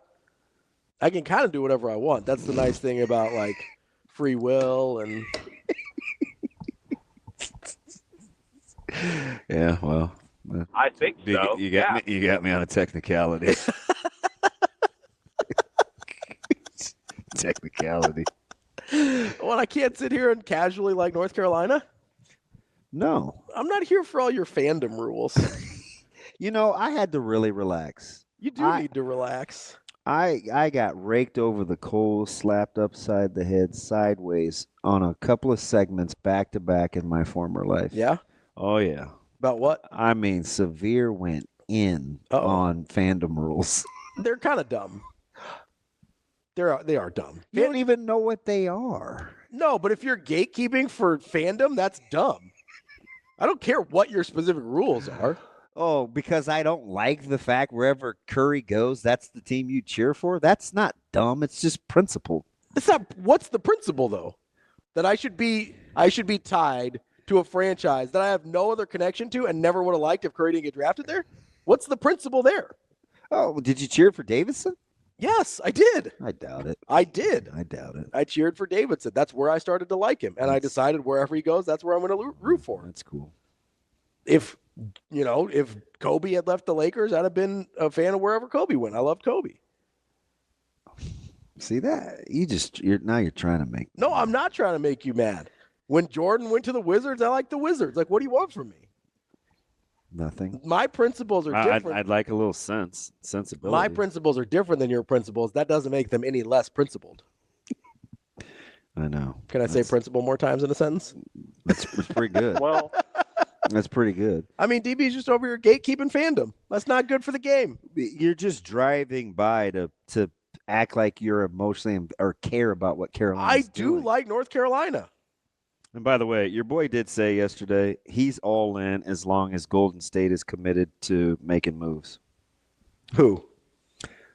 Golden State. Curry. Oh, I thought.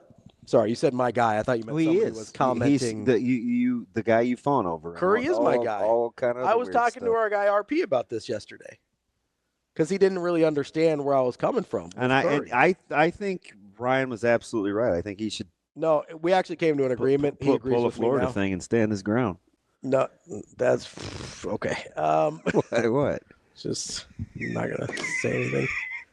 Stick to sports. The joke Tourette's is going so hard right now, but I don't want to make a joke about it because it's serious. Oh, knock it off! All right. What did I do? Nothing. I actually got RP to come around because he thought I was mad about Curry just this year, about the Golden State this year, and he's like, well, it's kind of late in Curry's career, or whatever. But I've been mad for several years. I was like, oh, that makes sense then. So we're cool. RP's on Team Ravi again, as he should be. Incredible. and I just don't need you gatekeeping my fandom over here. Why can't I casually like North Carolina? It's fine. Go ahead. I'm a big Ed Cota guy. Knock yourself, problem at all. knock yourself out. Big VC. What? Antoine Jameson was only okay. He was in terms of how much I liked him. He was really good, but in terms of my affinity for him, yeah, I was much higher. If you like anybody during the guy people sleep on during that era, Jawad Williams. No, is Ed Cota. I said Ed Cota. That's the first one I said. Cota is like Ed Cota was my guy. I liked Ed Cota the best out of that group. Yeah, he was pretty sweet. That was my dude. I loved Ed Cota.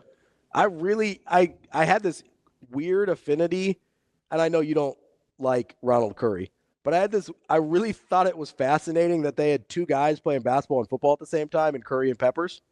I thought that was kind of cool. I was a really big Rashad McCants guy. Loved Rashad McCants. Hate Rashad McCants. Why you hating on Rashad? That was a bucket. McCants is in like the bottom 6 Carolinians that were great of all time. Higher or lower than Joe Forte? Lower. Forte's 1. You hate Joe Forte the most? The most. Why? Because he kind of ruined. He was such a malcontent they couldn't get over the hump. Mm. And McCants is just mean-spirited. Like, he constantly went out of his way to sabotage. But I like him better as a podcaster now. I mean, they did win a national title. He didn't sabotage that much. That team was elite. Yeah, they were. They were really, really good. Elite. That's fun. You know how much of a North Carolina fan I am? I wanted Raymond Felton over Then Raymond Felton? Yeah, Skinny Ray. Yeah. I liked Skinny Ray more than I liked Chris Paul or Darren Williams. That's how much of a North Carolina homer I was. Chris Paul got his number retired after a season. He's like in the rafters, and he has like 1 year, 04. How silly is that? I was a Ray Felton guy. I was like, give me Ray Felton over Darren Williams. They might or have Chris put a Paul. 5 on there, 4-5. It's just this big number hanging in the rafters with 1 year. They try and put 2 years on it because the one season takes 2 years, right? like- It's 04-05. Yeah, Duncan was like 94 to 97. Paul is 04 to 5. Retired. Well, it's like KD in Texas. They're like, hey, thanks for the 6 months, KD. Appreciate it. Hey, do you have the Stones to take Nebraska tonight? No. Really? No, I think Illinois is going to win. God, I kind of like Nebraska. I think Illinois is going to win now, or I think Illinois is going to win tonight, but I think Nebraska beats Oregon. Okay. I flip-flopped the picks that you made. Hot Take Central. That's DB. Ravi, Go Lulla here. Nebraska. Both huge North Carolina Tar Heels fans. No. Here on Hurrdat Sports we Radio. aren't.